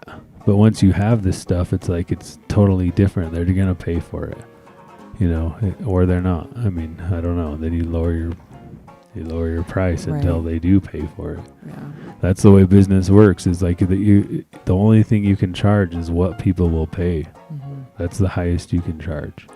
It doesn't matter if it costs you more to make it than what people will pay, then your business sucks. Yeah. Yeah. So you have to make a product that people will pay more than it costs you to make, including labor. Right. It's hard for self-employed people to include labor, but you need to look at it. Yeah. So you're actually paying yourself. So you can't just have a hobby, It's like it can be a hobby, but you need to be building towards more. I know, and I get so caught up in the fear. The fear really kills me. But it takes like a year and a half or 2 years for the fear to go away. Now I'm like, with what I'm doing, it's like I just talk to people now. I'm like, so what are you doing? Okay, what's your issue? Like, here's how I can help you solve your issue. Here's what we can do. And then sometimes they just don't talk to me anymore. They just straight up ignore me. Like I get ignored all the time. People just ghost me. Yeah. Sometimes they'll ghost me until I tell them the right thing, and then they text me back again. And it's like today I lost a customer, and then I regained him because I told him something else that got him back into it again. And then now I've sold the job more or less. I mean, we'll see if it happens. He could still back out at any moment, but like I might get that job, I don't know. And to me, it's also like I get to the point to where I don't care. Yeah. If they want to use me, then great. If they don't, then whatever. Yeah. I just have zero. You get used to rejection. Yeah. I have zero invested. Like, come let me fix your machine or don't. Yeah. I don't care. Figure out some other way or whatever. But when I first started, you were afraid. You're like, this is uncomfortable. For me to make money doing something like this. There's no manager here telling me what to do. There's nothing. It's like it's just me and the customer. I feel like an imposter. Right. Yeah. Well, yeah, it's hard. It's easy for me to make my sourdough and give it to my family, and for them to tell me, oh, this is so good, and I feel proud of it. And like even when you're telling me, you're like, there's no bread that I've had that is that good, and I'm like, I believe you, and I do agree, it is really good bread. But when it comes to actually having to sell it to somebody, I'm just worried that it's not up to par. I don't know why. But it's like I'm overthinking it. Yeah, because like the corporations are selling them a much worse product. Right. Every day in mass quantity. Yeah. You that's know, true. and so what your product will never be good enough because your standard is too high. Yeah, that's true. Your standard is impossible. It's not even possible. And you know, you could go look at somebody else's loaf and you're going to be like, well, their bread looks way better than mine.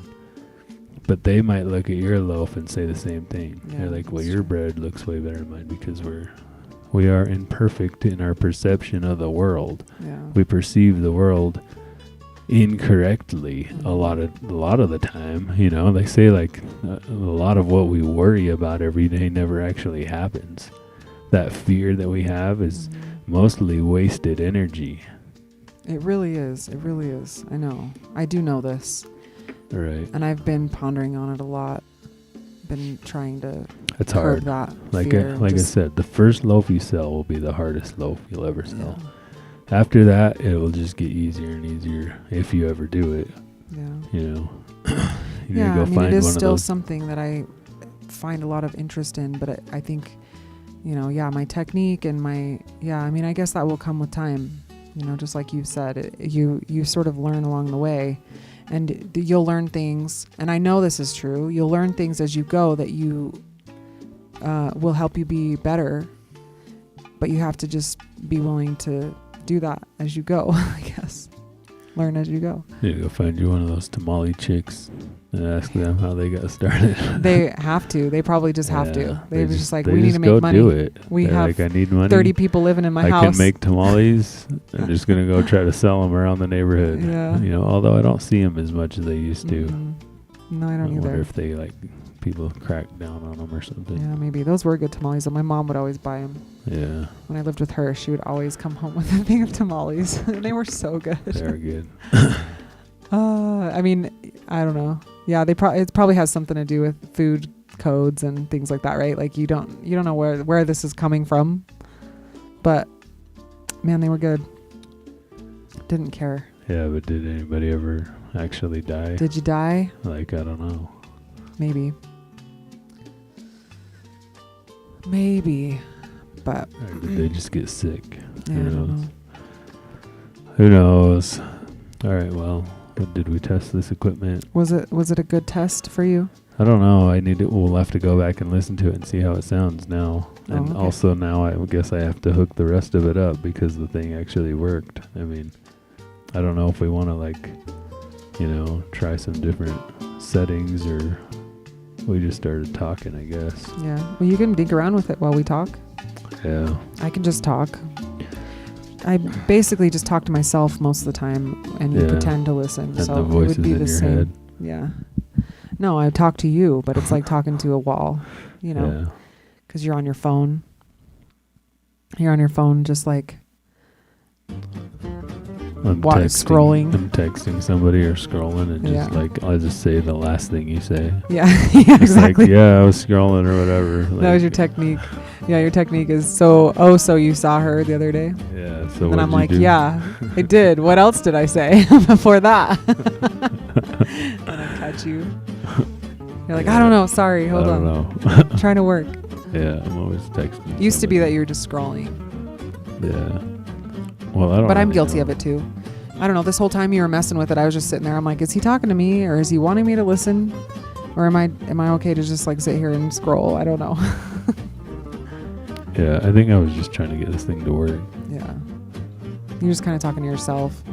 Yeah, I'm gonna blow this compressor up and Are see ya? what it sounds like. I'm like basically just adding more and more on the threshold Okay. to see if it gets weird or what. So I have a threshold, a ratio, a response, and a gain setting on this compressor. I think it sounds pretty good though, honestly. I'm glad I got this thing. I got a way good deal on it. Yeah. Really good deal. Well, and it sounds like it should last you a while. If it was in a school, they probably never used it. Yeah, or Very they used rarely. it a lot, but the dude, Why would they use it a lot, you think? because they're teaching. So like every day they're probably using it every day. You think they're using that to teach people? I was thinking it was just used as like a part of their sound system or something. Well, both. Oh, really? They may have used it as their sound system for like their plays. Oh, like the like stage. What are they called? Yeah, like stage tech. Yeah.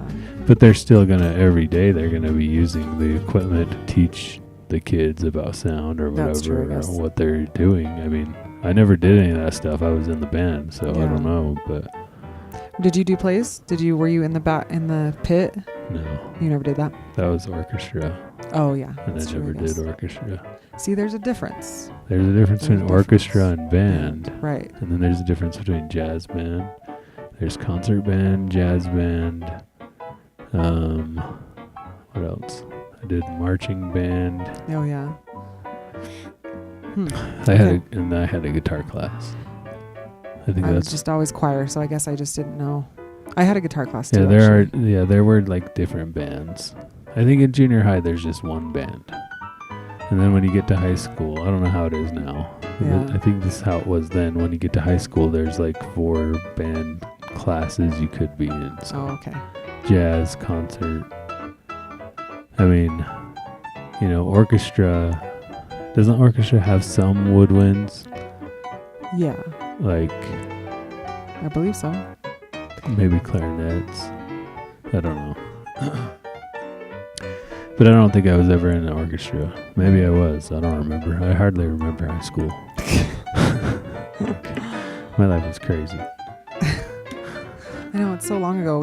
This is my 20th anniversary for high school this year, and there's an alumni group that I'm in, and they've been posting certain things. I don't know if they posted anything about what we're gonna do for the reunion yet, but I have seen people posting in there. Are you gonna actually go to that? I don't know. I was thinking about it. I wanted to lose a bunch of weight, and I lost some weight, but I mean, that's not really the most important thing to me. I was mostly just gonna go if you would go with me. But if not, then I have no desire. Yeah, I don't want to go. But Well, I'm not going to go then. That's my answer. It's just like unfortunate because I would go if you wanted to go. But if you're asking me if I want to, I'm going to say no, I don't want to go. Well, I didn't ask you if you wanted to. I said if you would go. I'm pretty sure I said if you would go with me, I would go. I mean, I probably would. Maybe. When is it? The thing is that I was friendly with the people, like the people that would probably be there most likely. I was friendly with them. And I'm still sort of friends with some of them on Facebook and stuff. And I've talked to them a little bit here and there, but I was not close to really a lot of people at all in high school. I was like really close to some friends early in high school, and then we had a falling out, and then I was just kind of like a floater. Yeah. And I never had actual close friends, so I had my theater group, my choir group, and and that was pretty much it. But other than that, I didn't really have close friends, and so yeah, I mean, I would feel like a weirdo being there. I don't know, maybe not. Maybe because, I'm different. Things are different. I also know that I acted like a total douchebag, probably. Holier than thou. So, I think I would be different now, but I was never in like the SBOs and the, student body office. Oh, yeah. I was never into that stuff. Yeah. I was just mostly into choir and oh wait, what are these buttons? and Right plays here. and stuff. I think I figured it out. If I push this one and then that one, maybe. You talk now. Hello. No, there still isn't any. 'Cause I'm proud to be an American, where at least I know I'm free. Like, I don't get how to add the FX in. Is this adding it in? Oh, there we go. Oh yeah, I figured it out. And the man who died and gave that right to me. Oh wait, no. And I'll gladly stand So up push FXA and then select you and then keep talking. next to you and remember here today. That's how I add the reverb. There ain't no doubt I love this land. So this is how we add the effects then.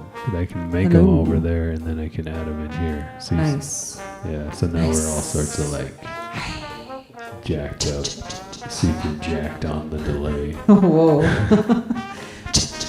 Are you in a bathroom? Is that the one it said? Is it said bathroom? No, I don't know what this one is. It does sound like a bathroom. It says ambience. This week on Podcasting in a Bathroom.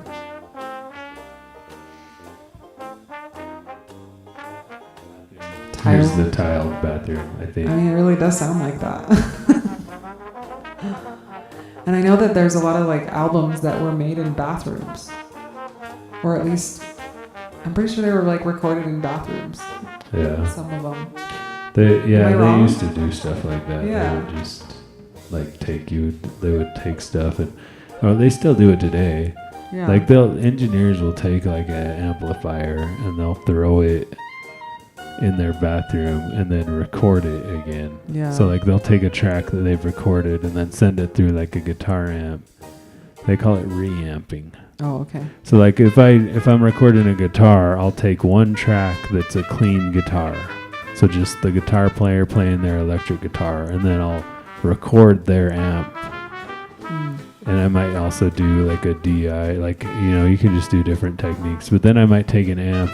They would take an amp and throw it in their bathroom and then play that first original clean track through the amp and then re-record it back into their rig. And then they can precisely control the amount of reverb without having the guitar player to play it correctly over and over again, because they just have that original. Right. This is the kind of crap that engineers are doing, and then we're claiming that this music is real, or it has some sort of feeling. But they're just making it like it's just made. It's crazy. It's engineered. Anyways, yeah.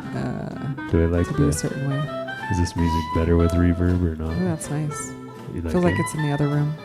There's this like YouTube that I was watching for a while that was I wasn't watching it. I would fall asleep to it. And it was just like there's a ton of these channels where they have like an ambiance or an ambience or however you call it, of like a sound effect, like of rain or, stuff like that. And they'll have like a video that's playing over and over again. And like one of them is like Christmas music playing in the background, like old Christmas music. And then you have like footage of like an old Disney cartoon and they're like cozy next to the fire or something. That's what it reminds me of. Yeah. I love those videos. But that one's too distracting for me. Is it? So when I'm trying to fall asleep and I'm listening to that, I'm like listening to the music, and so I can't fall asleep. Yeah. But I do like. This is Cathedral. Whoa. It's very spacey.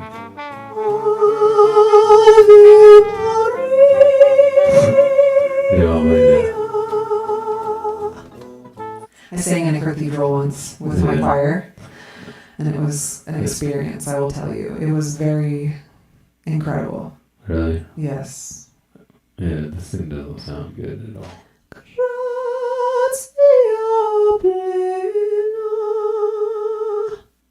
It's a plate verb. It still sounds weird. It doesn't sound right.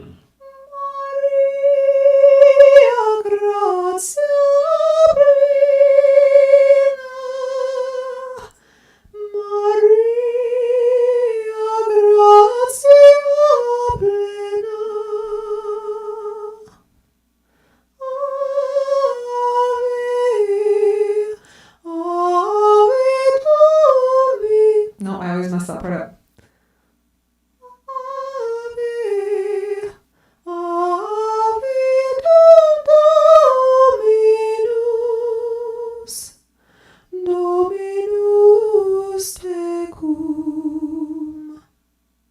It's been like a million years since I sang that.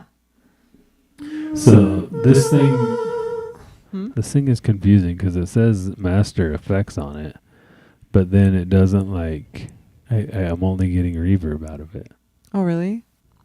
Like, I wonder if there are other effects that I can put on it. So I have a compressor here, a gate, a high pass, and an equalizer. So I wonder if there's any other plugins that are in this section, or if it's only reverbs. Like, I don't know what else I would want. I really don't want anything else. It's like, I think that was all we need for what we do. Yeah. But I do wonder. Yeah. You want to sing some more? No, Yeah. I'm good. I'm surprised that even came out the way it did. I'm like, wow, that sounds nice. You want to actually sing without like an ungodly amount of reverb? No, that's how you're supposed to sing it. Man, There's it's also, Yeah. There's what? I don't know. It didn't sound like a cathedral, is all I was going to say. Yeah. Cathedral is like really big, reverb sounding. It's like, Yeah. like when you sing certain notes, Yeah. as you move to the next note, that note will still be ringing. All right. You know what I mean? Okay. And it like overlays and it creates this like Okay, so it's incredible. like harmonics, like Yeah, going there's behind just it. nothing like it. It's just so cool. Yeah. There's like a Lord of the Rings song. I think it's on Return of the King where he sings a song Yeah. at the end or So whatever. I wonder if they've tuned like that. tuned the reflections to bounce back, or if they got lucky in the math. Oh no, they definitely did it on purpose. Yeah. This is what I always talk about, is like how we think we're so far ahead and so progressive and so like smarter than our ancestors. But man, these people, they knew what the hell they were doing. Somebody designed those cathedrals that way for a reason, right? Yeah. Like there's, it is like Yeah, but like, designed did they have the math to know like how long the waves were and like when exactly they were going to be reverberating? Because that's basically what it is when they're coming back and hitting the new wave. Right. If you get that timed correctly, it's going to be pleasant sounding, and if you get that timed incorrectly, it's going to annoy people. Right. That's basically the difference. Yeah. So they had to have. You're not going to spend 100 years, 200 years building a cathedral just for it to be like horrible sounding inside. So how did they do that then? I don't know. I mean, they must have had some sort of math for that. Well, there is like a show that I really love that talks about, and they did like a whole episode where they did, I want to say it was medieval. Yeah. And they actually did it for like a whole year, and they had this whole town, and they do this with all these different eras, but they will live like this for a whole year as if they are in that time period. And so one of them I think was medieval. They've done like Victorian and Edwardian and wartime, wartime. What was the other one? Why can't I think of it? King Henry VIII. Anyway, and they did one that was medieval, and they had these stonemasons, and the techniques that they used to create these stones to build, they were actually building something, and the techniques were so precise, and these people had to learn how to do this for years. I can't even remember how many years, but they had to learn these techniques for years and years before they could actually become stonemasons. It was so interesting to me because it was very, these people were very good at what they did. Yeah.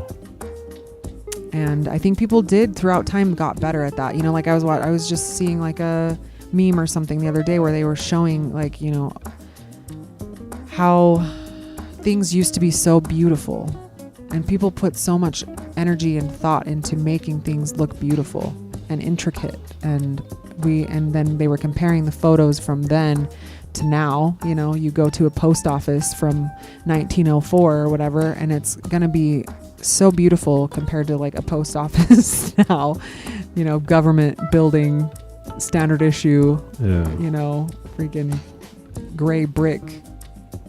I don't know. I just think that stuff's really interesting to me. Yeah. Because I'm drawn to that sort of like, and I think there is a reason for that, especially like when it comes to cathedrals and stuff. Like I'm not necessarily into Catholicism or anything like that, but I do really appreciate the beauty of their religion and the thought that went into it, and in their worship. Like even when we went to the LDS temple, I'm not LDS and I don't believe in what they believe in, but I can appreciate the like grandeur of Yeah. the, you know, why they build these temples and just like the beauty of them. And, you know, I can appreciate that for sure. It does feel sort of like a, you know, it doesn't feel just opulent for no reason. You know, there's Jesus is everywhere in that building, pictures of him and his story and stories of the Bible and the Book of Mormon and all that, you know, it's all there. And so that's what they're building it. I think that's the intention, right? Is for them, for their God. Yeah. Well, yeah, or it's like a place for them to worship or whatever, right? Yeah. Or Right. do their temple stuff, I guess. Yeah. But You know, I don't have anything bad to say about it necessarily. Like, I think, you know, you could look at it in a way of like, well, you know, that money is just being, you know, it's basically just boasting at how big they are as a church and all this stuff. But I don't know. When I went in there, it didn't feel like that. I don't know. I mean, I think it's like they need it to be a certain way, you know, so when people go in there, they have the reverence and they, you know, like the tradition. Yeah, and it's like they need it to be a grandeur thing, you know. Right. It's like that's what you're doing when you go there. It's like big things, you know. Yeah. So Yeah, I mean, Yeah. I guess it just depends on how you look at it. Because some people look at it as like it's like boasting, and it's like there's this like element of like, you know, everybody makes it a big deal when they go into the temple and they talk about baptizing the dead, and you know, and their families aren't allowed to go in the temple. You know, for weddings, for, you know, certain people aren't allowed to go in for marriages, and it's so sacred and stuff. But I mean, you could look at it that way, or you could just look at it as like, you know, these people really believe this stuff. They really believe it, and they, you know, I believe that there's people that maybe don't have the best interests of the church at heart, but I think there is a lot more that probably do, you know. So I think I just happen to know some people that are resentful towards the church, but I'm not. I have no feelings either way. I don't believe in what they believe in, but I can appreciate it. And I feel like that about every religion. I believe Christianity is the right way personally, but I am not above anyone else. You know, they have to find out in time what is right for them, I guess, you know. I would hope that Christianity would be the answer for them, but it's just not how it is. You know? yeah, And throughout time, I think things have gotten conflated and confused, and, you know, and people, of course, all sorts of people believe that their religion is true. right. We have to believe in something. You Yeah. know? Everybody does. It Even does if you're help. not religious. Yeah, and I don't even know if, like, you know, one is more true than the other. It seems like if you're believing in something, you're going to be sort of going in the right direction. There are, like, you know, you have the third atom types that are like, there is a definite right and a definite wrong. And I'm like, yeah, there probably is, but is that you or me? Like, we're still just hoping and having faith, but at some point we might be wrong. That, like, we don't know. I know. Yeah. So what do you do? I mean, Well, yeah, I guess you just, all you can do is what you think you can. But, you know, according to him, it's like everything that isn't his deal is wrong, right? Yeah. You know, Yeah. and he has a lot of good points and a lot of good proof. It's like we could even just look at pop music and wonder why it is the way it is. If you just listen to pop music and you don't break down the lyrics and you don't break down the music videos, a lot of it on the surface level just seems innocent. But then once you start diving deeper, it seems satanic. Yeah. And you're like, why is Katy Perry, whose demographic is like teenagers, or was, now it's older people, why should I go in and find satanic symbolism in that music? Yeah, exactly. And very blatant, Masonic, Right. right? You know, Yeah. very blatant things. Yeah. You know, there's lots of artists like that you can go find that stuff, and it's like, I don't know why is it there? Mm-hmm. You know, what's really going on? Yeah. So is it? And it's not an accident. It's not an accident. None of that is. They're doing it on purpose. Yeah, it's all designed. Uh-huh. I mean, so yeah, why do they need to have like a white prince on a horse that she smacks in her music video? You know, and like if you're just a 13-year-old watching that music video, you're just like, oh, that's kind of weird. You're not like, oh, well, that represents Jesus. You know, Yeah. You're not gonna think about that. Right. But like for some reason I do. I watch it and I'm like, why is she smacking Jesus? Right. You know, like that's kind of weird. Yeah. Isn't I it? agree. Or whatever. Or the dude that I heard that from, that's what he thinks or whatever. I mean, I don't know if I made that up or I got that from I somebody. think it was but just like when you were kind of getting down the Illuminati rabbit hole. But I mean, yeah, the third Adam completely explains all that stuff. yeah.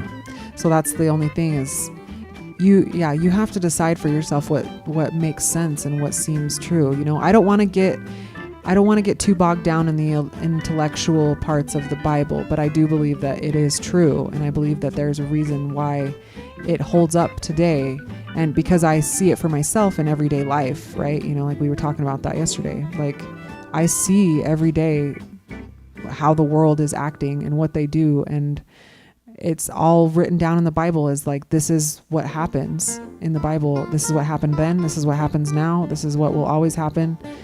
It's as if it's as if it was designed that way. Interesting. Yeah. It just makes me believe more and more, you know, the Yeah. more I learn, but I also don't want to get too bogged down in it and be turned the wrong way, Yeah. you know, Yeah. or, you know, scared off or whatever, you know, freaked out by it. Like, I don't want to get all doomsday about it either. Yeah. Yeah. I don't know. The more I learn, though, the more comfortable I am at the idea, you know, like the election and all that is, I had no anxiety about it whatsoever. Yeah. A lot of people did. And especially, They you know, still even people on the do. right. Yeah, they still Like, do. Yeah. A lot of people are freaking out. They are. Yeah. You know, just like why let it affect you that much? Right. And it's also like whatever changes are going to come up that you think are going to be the end of your world, it's not. Right. You're stronger than that. Yeah. You know, you will get through it or you'll die. We're dying in the streets. But all the anxiety that you're having about it right now is wasted energy. It is. Yeah. And like you can't, I know that doesn't affect the anxiety and it doesn't help. And I wish it did. I wish it did help.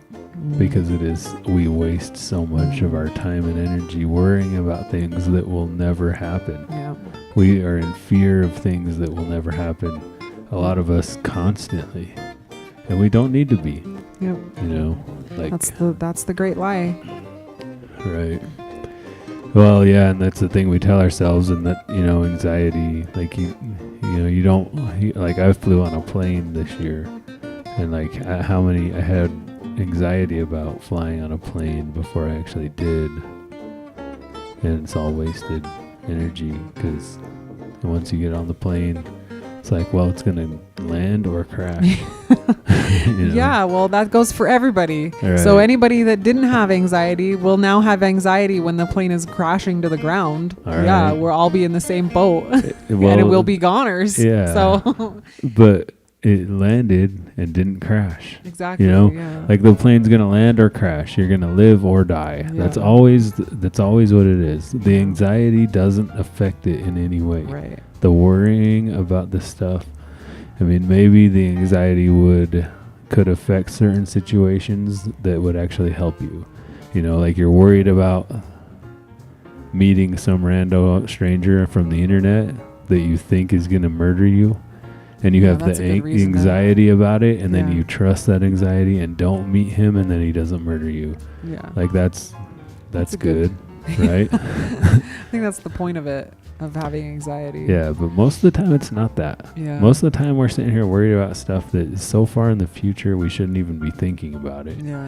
And it's never going to happen anyways, the way we think it is. So it's all just wasted energy. Well, but to be fair, you did try to curb your anxiety. You tried to educate yourself in a way, you know, that would help that, because you can't necessarily Yeah. control that all the time. So you tried to make yourself more comfortable with the idea by doing the airplane simulators and all that, right? Like you're just like, I'm just trying to Yeah. understand what that feeling will be like, so I don't have to waste my time feeling like this, you know?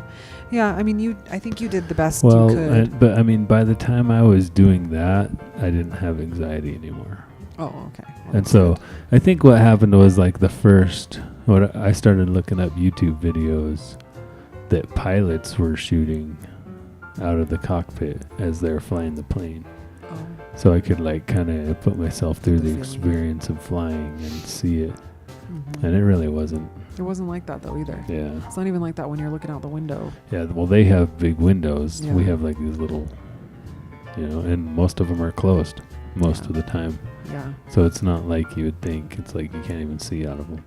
Yeah, I mean, I think most people are just like anything, like a bus. They're just like, I'm just trying to get to the place I'm going. Right. Just like, you know. Yeah, and I mean, I think in my head, like, I'm going to, like, freak out and be in the fetal position. They're going to kick me off the plane. Oh, Like, I'm just going to ruin the vacation. You know. Yeah. But it wasn't like that at all. I wasn't even scared. I had more negative feelings, like, driving my truck around the state, thinking about it, than I did actually doing it. Mm, And that's what anxiety is. It's just such a waste. yeah. Yeah, and short flight like that was So- so nice too, because you're just like, you get in, you get settled, you take off, and then all of a sudden now they're up and around serving you, and you're just like Yeah. watching other people get their drinks and you're getting yours, and then now you're eating and drinking, and then by the time you're done you're already there. And it's Right. just like super fast. And I remember even going to Europe and stuff, like I don't remember the flight at all. I don't remember it being long or bad or good Yeah. or anything. I don't remember the Well, flight. you probably had your friends there, and you guys were probably just talking or whatever. Kinda, yeah. Hanging out, doing whatever, I mean, I didn't really have I didn't have like close friends that went. I ended up just like hooking up with other people and staying with them, Yeah. but like they weren't close friends. Yeah, but then you're still kind of there together. Yeah. I mean. Yeah. I did make friends. It turned out to be fun, but Yeah. people that I still am like friends Or- with on Instagram and Facebook and stuff that I only met that Yeah. one time. We're on to Hawaiian music now. Ooh. Yeah, but you guys will always have your Euro trip, or Yeah, whatever. that's true. That's funny. One of them I think is having a baby and just got married, and Yeah, yeah. it's nice. It's always She nice she used to live in Idaho. when people bang, Is it? I know I always see memes like that too. It's like now everybody knows that I had sex Yeah. because I had the baby in my belly. Being a human is so weird It is sometimes. weird. It is so weird. But it's all about your perspective on it. That's Yeah. why. That's what changes it. Nobody's thinking that. Nobody's like, oh, I don't think. I I don't mean- think that. Do you think that? Is that the thing you think when you see a pregnant lady? Somebody got there. Who was it? Oh man, Who did that? who did that? Yeah, I don't think that. like one of those Biden stickers, Yeah. where he's pointing and he's like, I did I that. did that. You think any dad has made a sticker of themselves that is pointing and says, I did that, and then they like run up and slap it on their woman's belly? Like, what do? You're pregnant, and I just like run up and slap a sticker on myself pointing that says I did that. I mean, okay. You're just like, What, for an Instagram video? well, yeah, or just to like troll you, Yeah. just to piss you off. Like, do you think you'd get mad? No. You just like roll with it. Yeah. I'm used to your shenanigans after all this time. How long have we been together now? I don't know. Too long. 20 years. 20 years we have known each other. Yeah. I would say probably even sooner than that. 21 years, I guess, Yeah. since I started Smith's. So, Yeah, something like that. I So- don't even know. 21 years we have known each other. And we've basically been like romantically linked ever since, right? Like off and on, girlfriend, boyfriend, but dating, whatever, like romantically linked. Yeah, I guess that whole so. time. Yeah, pretty Maybe much. minus like a year. Yeah, there was like 2 years or a year that. So we'll say 20 years because a didn't year we really didn't talk. talk. Yeah. And your mom came in. See, that's the kind of mother-in-law I want to be, where I'm like,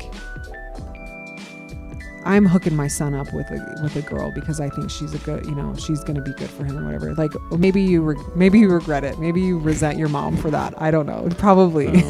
I would if I were you. But I don't think it really, I don't think about it like that at all. oh, that's good.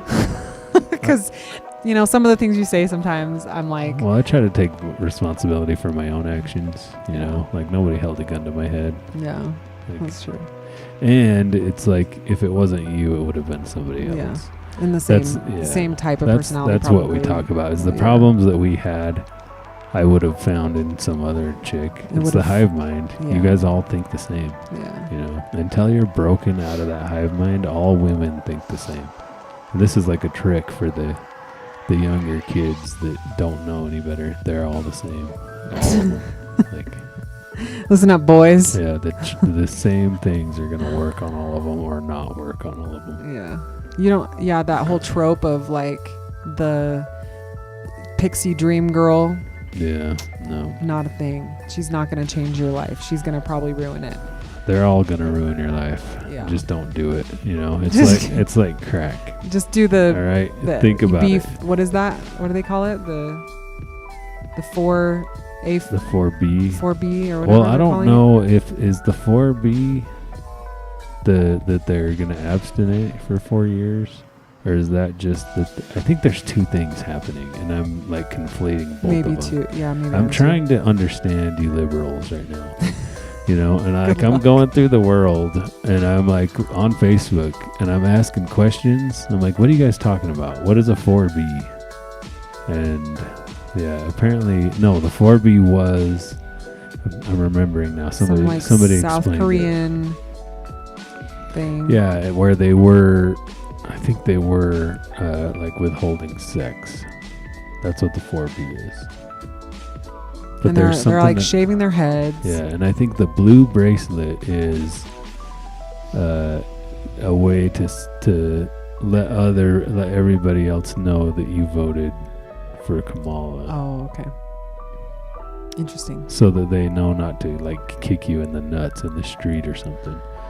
Or don't all kill a these Nazi. other posts that I've seen lately where they're just going to shoot first and ask questions later. I keep seeing those too. Like, are you Democrats like starting a civil war or something? Yeah. I mean, what's going on? One lady was talking about shooting men. Any man. Doesn't matter who. Any man. Maybe not so much in the daytime. Man. Yeah, any white man. Not so much in the daytime. Only but at night. If they're coming towards her, she's going to shoot Yeah, him. at night they better cross the street or else she's shooting. It turns out she's a social worker too. Yeah. Isn't that interesting? Like, cool, of course. Yeah. Cool. So great. I'm so excited for my sons, my white sons to grow up in this country. It's going to be hopefully not a nightmare for them. A lot of the white dudes own guns and carry every day, and she didn't seem like the type that has ever shot a gun. Yeah. So, I mean, at least maybe she'll be out-aimed for a minute. I mean, maybe this is she enough might for get them. one or two of them down before, somebody actually draws first and takes her out, She's like out there dueling. Like, would you, if you haven't really shot a whole lot, and you meet somebody who's like proficient with their weapon, and they're concealed carrying, like, who do you think wins in that situation? Right. Yeah. Pissed off liberal who doesn't really know what they're doing, or like proficient Republican who now the Republican has the disadvantage because they don't know an altercation is about to go down. Yeah, exactly. They would have to actually be looking, which in today's day and age, they might not be looking because they're probably staring at their phone. Yeah. Because that's what we do. We walk around like, right. we're not really looking around. So, I don't know, Republican might be screwed. Just saying. I mean, it would take a minute, but I think people would catch on, and then they would, it would have to end up being this, more divisive than ever, where people are fearing for their safety, But I mean, to be fair, we still probably have the advantage because most of us are law-abiding citizens, so we can get guns. we can actually obtain them legally. So, the gun sales would just shoot up again and everybody just have a bunch of guns, and the other ones would all be illegal, probably a lot of them. And also again, they wouldn't learn how to use them properly. I don't know. It'd be pretty rare anyways. But maybe this is enough to push them to that, I don't know. I'm worried, but I'm also really excited to see what happens in the next 4 years. It's going to be really interesting. And I just pray for Trump that he stays safe, that he's got the proper safety precautions. I think they should by now. I mean, they had an attempt and he was actually shot at one point, so I'm sure there's, I know, but the way it's going to go down is somebody's going to infiltrate into his circle. I feel like that's the only way that anybody's going to get maybe. I don't in know. on it. They're not going to get him. They're going to go from the inside out. Well, the one thing about the things that have tried, the ones that have tried, I don't think they're super organized or, I don't think that they're going to be able to get that far. Yeah, but now that I was just watching a clip of him talking about the deep state and how he's going to he's going to completely tear it down. Yeah. And that's what I worry about, I think, is those kind of things, because those are actually really powerful people, powerful people with a lot of secretive and, a lot of things going on that, isn't just some guy that hates Trump and, some girl or whatever that hates Trump and decides that they just want to take it upon themselves to kill him. I'm talking about people that are really powerful that are gonna. I mean, he's got to have something going there though, because those people would have already done it. They have been trying. That's why they've been trying to take him down legally. Yeah. All that stuff. There's a reason that all that went down. It's not just because he did the things. Trust me, they've all done things.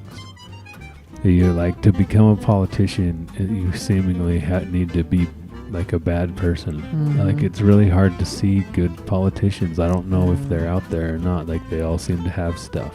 Yeah, that's what I'm saying though. So how do these people? So their stuff is hidden. These people around him. Yeah, well, I mean, their stuff is kind of hidden. I don't know. I don't know. The way smarter people have got to be figuring this out. Yeah. And hopefully they can do it. But the thing is that, even if they took him out, they're going to have, the other dude, Vance? Mm-hmm. He would get in. So I don't know that would help them in any way. Right.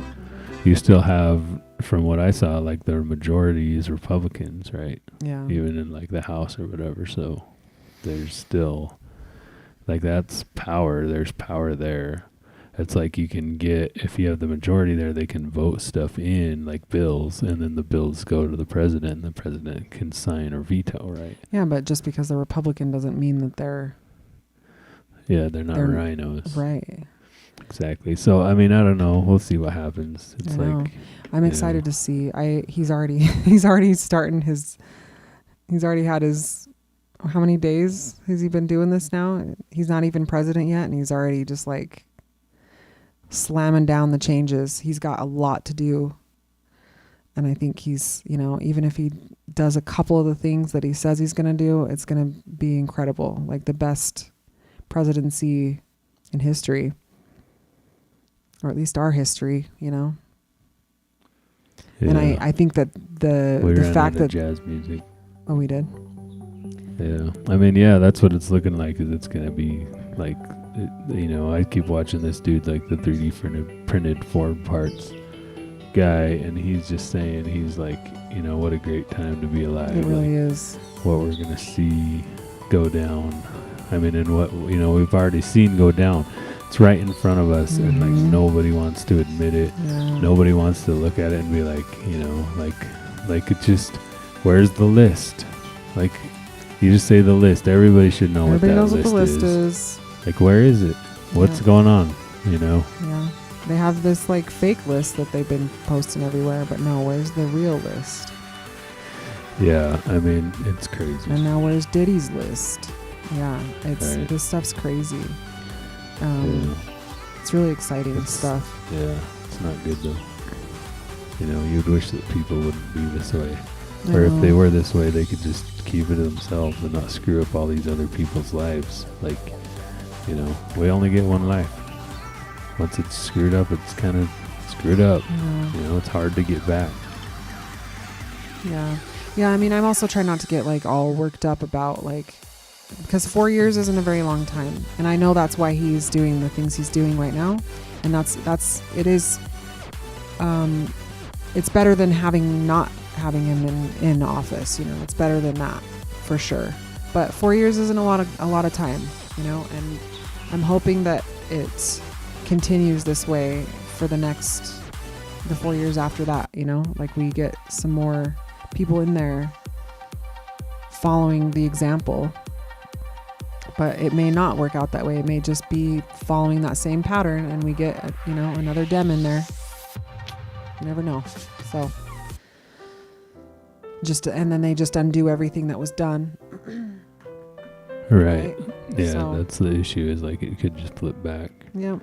You know, And it most 20 likely more will. million votes will show up again somehow, magically. And yeah.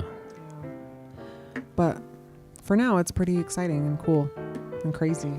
Yeah, well, Us homophobes and xenophobes and right. you know, people, racists and people that don't want their rights, and it's so insane. It's craziness. Yep. Yeah, anyways. I mean, Anyways. are you done talking, or should we keep I don't talking? care. If we stop talking, you're gonna go to bed. So Not necessarily. Why would I go to bed? It's not there's no kids here, you know? Like usually it's like there's kids. because you're tired. Yeah. Might not. Might go play video games or whatever, you know? Maybe we could go watch a movie. Yeah. But Yeah. then I'll fall asleep. doing Then that. you'll definitely fall asleep. That's what I want to do, but What? Go watch a movie, but I and know you'll fall asleep. I don't know. I mean, when we watched Star Wars, that was fun. We were just like kind of dozing, falling asleep Yeah. here and there while we're watching it. I fell asleep a lot during that. Yeah. What movie do you want to watch? Oh, I have no idea. Yeah, I don't know.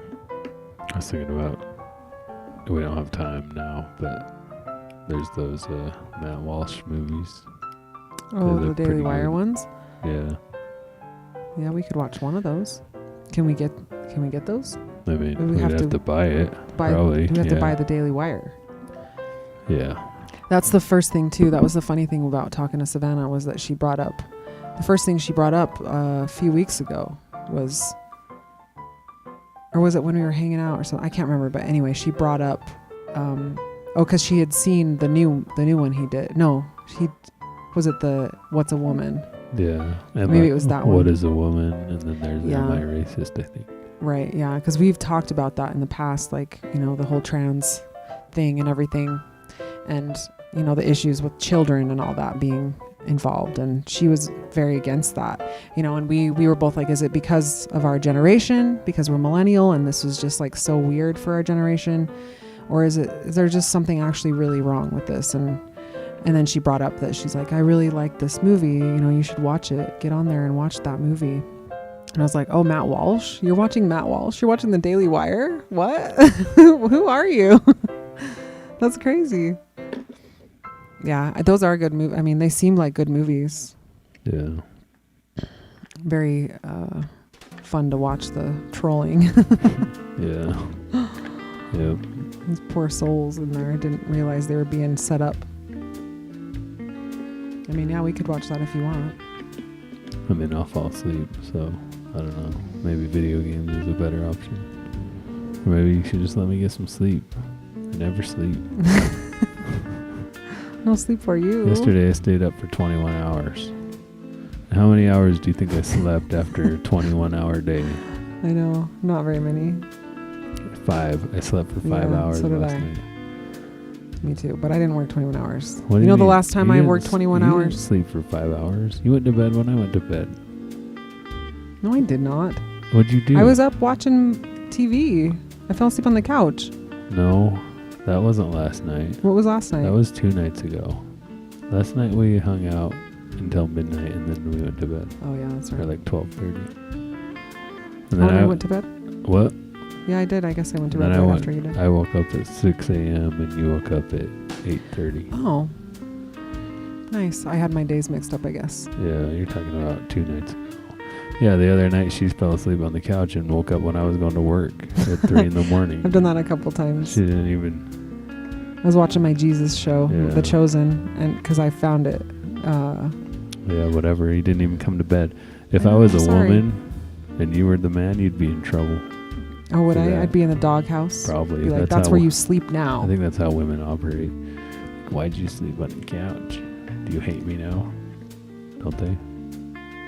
I'd be like, no, I just fell asleep on the couch. Yeah. Well, that's what I would say. Yeah, that's I what I was just like. Oh, did you was fall really asleep? comfortable. Yeah, it's comfortable to sleep on the couch. It normally isn't, but it was really comfortable. I didn't want to get up. But then I heard you moving around. I was like, I should get up and go to bed. Yeah. Whoops. Oops. Does it like make you nervous when I'm not in bed? No, Oh, that's good. I actually prefer it. Dirty laundry. Here we go. Why do you prefer it? Because you kick me in my sleep. I do? Yeah. No, I have I do bruises every day. not. No, you do. You're lying. I think you do it on purpose. You're lying. Shut up. I don't think I'm a restless sleeper, am I? That's what I said. No, you do it on purpose. I You do. could, like, get your anger out, you know? No, I don't. Sometimes I wake up in the same position that I fell asleep in. And I'm like, did I not move at all the whole night? Like, I that would be don't know. crazy. I don't know. Do you feel like that ever? Because you move a lot in your sleep. I don't know. I don't really ever think about whether I move or not, Oh. or what position I go to sleep in or wake up in at all. I don't think about any of it. God. I guess I'm the only one. I don't know. I mean, you tell me about the positions I was in or whatever, you know. You have told me that before, but I just have not. Oh. I mean, I just always thought I slept on my side, I guess, because I would wake up on my side. But you Yeah. told me I sleep on my back. Yeah. You sleep all over the place. Because It's weird. I'm definitely a lighter sleeper than you. But yeah, Yeah. I see you moving all night long. Yeah. Yeah. Yep.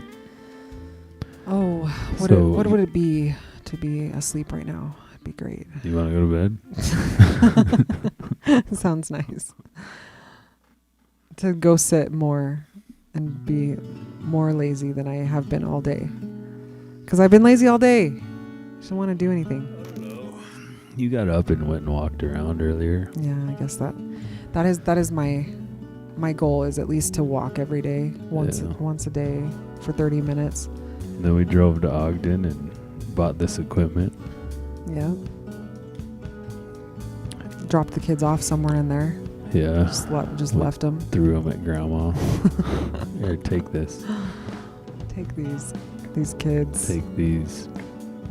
The angels that she thinks they are, because they're just sitting on their screens the whole time. Yeah, They are angels when they're on their screens, until they start telling you to watch them, and then I'm like, come on, you guys, this is my time now. Leave me alone. You're like, have your screens so that I can watch my screens. Yes, this is my And then time. they're I don't like, want to sit here and Come watch you. me build this on my Yeah. screen. I mean, if they ask me to play with them, that's different. But they just want me to watch what Yeah. they're doing all the time. I'm like, okay, Yeah. it's enough. Yeah. You just need to They're be so like, like build the thing and then let me look at it or whatever. They what? Tell them to build it and then you can look at it. Yeah. Or I'll play it with them. Like I was playing with them the other night. Milo built some stuff on Mario Maker, and I played it with him. And then Yeah. Declan wanted me to play with him, and so I traded off before bed. But yeah, I mean, that would be also another thing that I am lacking. So if I went to working Thursdays instead of Wednesdays, I would have time with them in the evening where they don't need to do screens, and I could play games with them. Yeah. I feel like I just don't want to do that.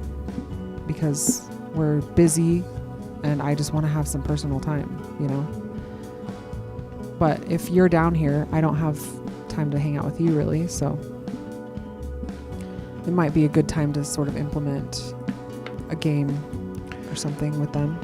Yeah. We do something together, or a craft or whatever. Yeah. That would be good. I should just do that. Or I should just move my band to Thursdays.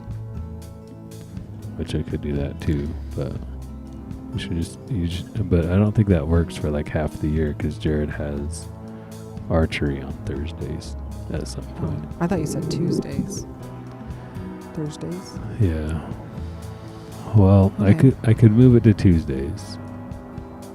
But we would have to just end right at 8 o'clock, you know. Oh, that's right, because you have to work Wednesday early. And yeah, then I would just have to go right to bed. Yeah.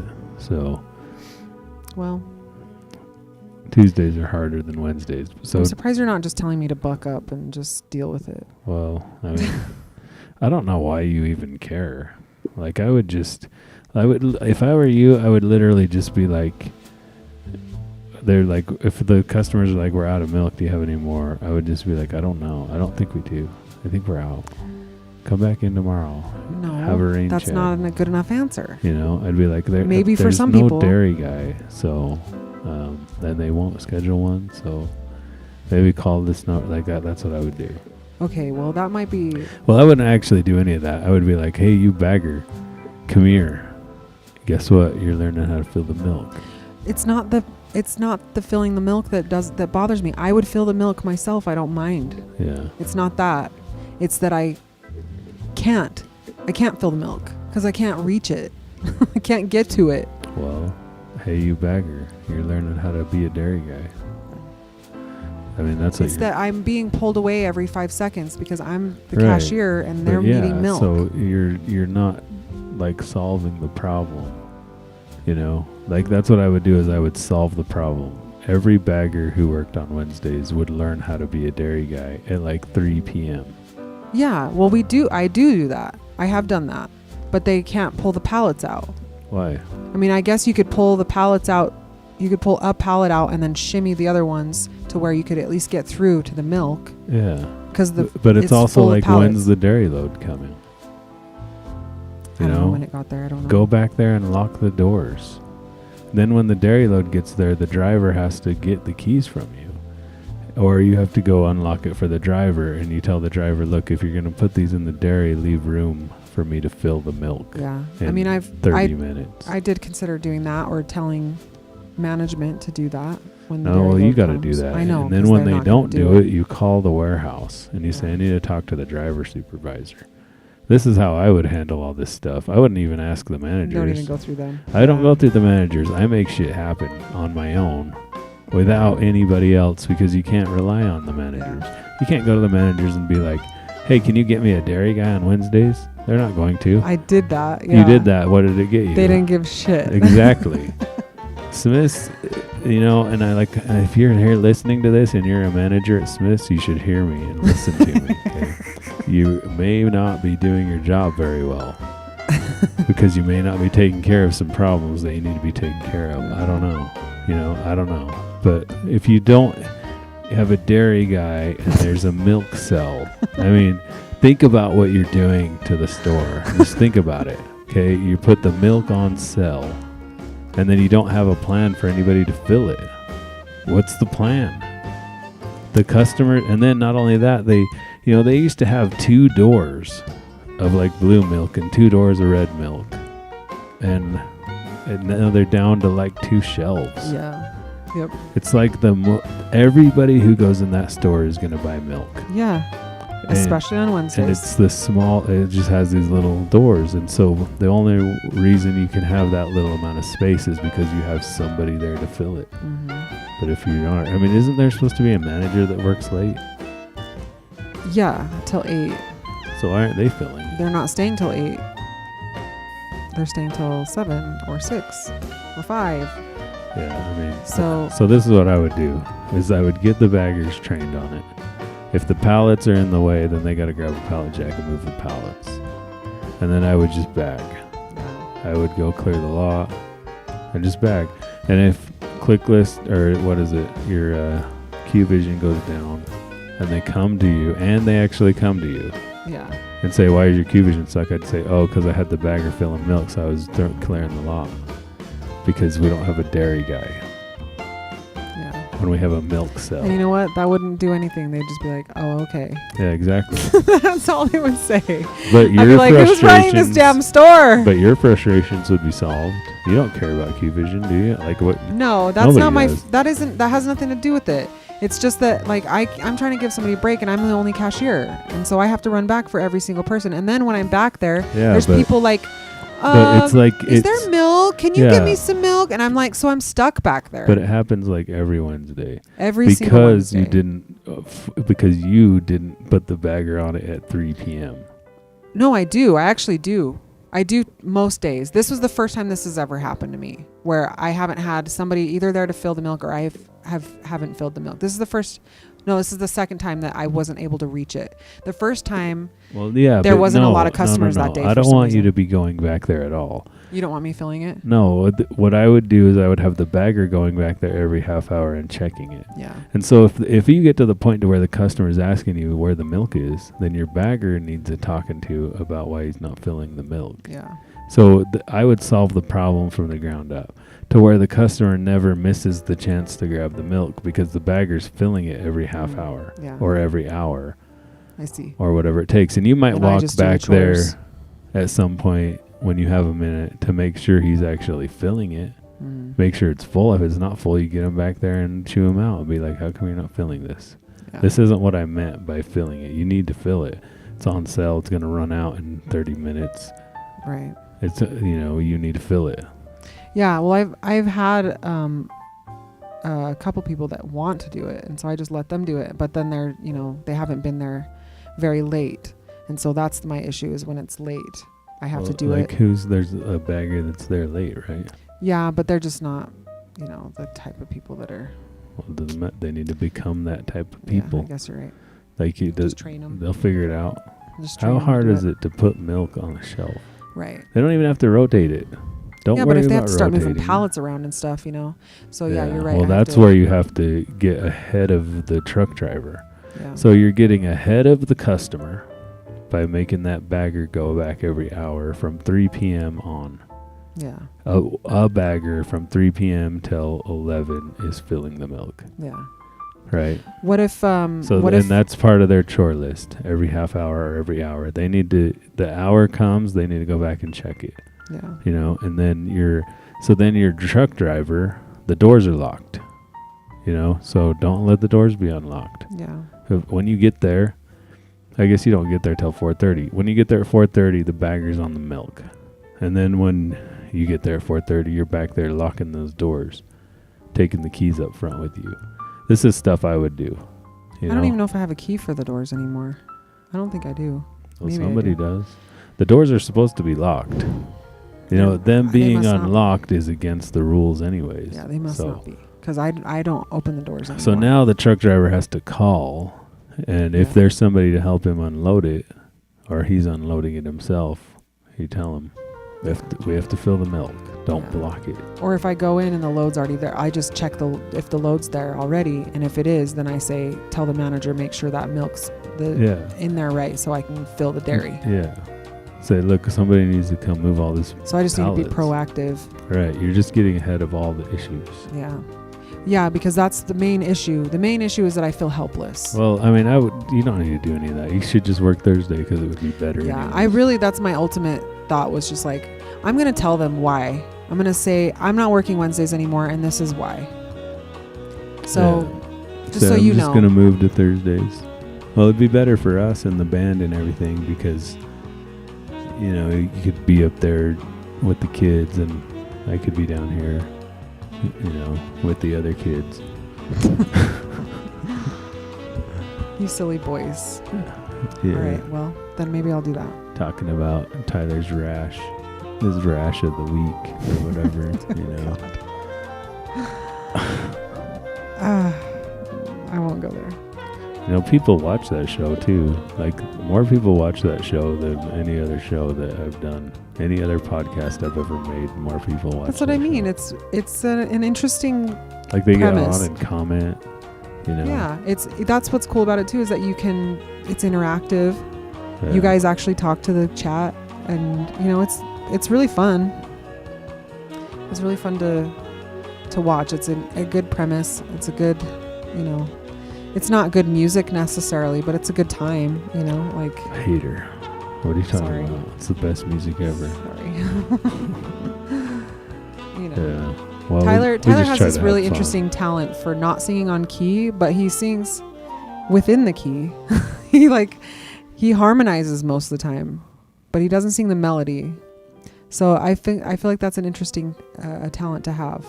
So when he does sing, I feel like I can still sing the melody, and he's always singing the harmony somehow. Yeah, So I don't know what any of that. I don't think he's meaning to, but he is. Yeah. It's a good time. All right. Well, should we stop doing this? Yeah, now? my butt hurts, and Yeah, these chairs. I don't Uncomfortable. usually sit here for this long. it's a long time. 2.5 hour podcast. We got into some deep, controversial topics, some personal things. Okay. It was a lovely time. Yeah. You think they're gonna kick this one off or not? I don't know.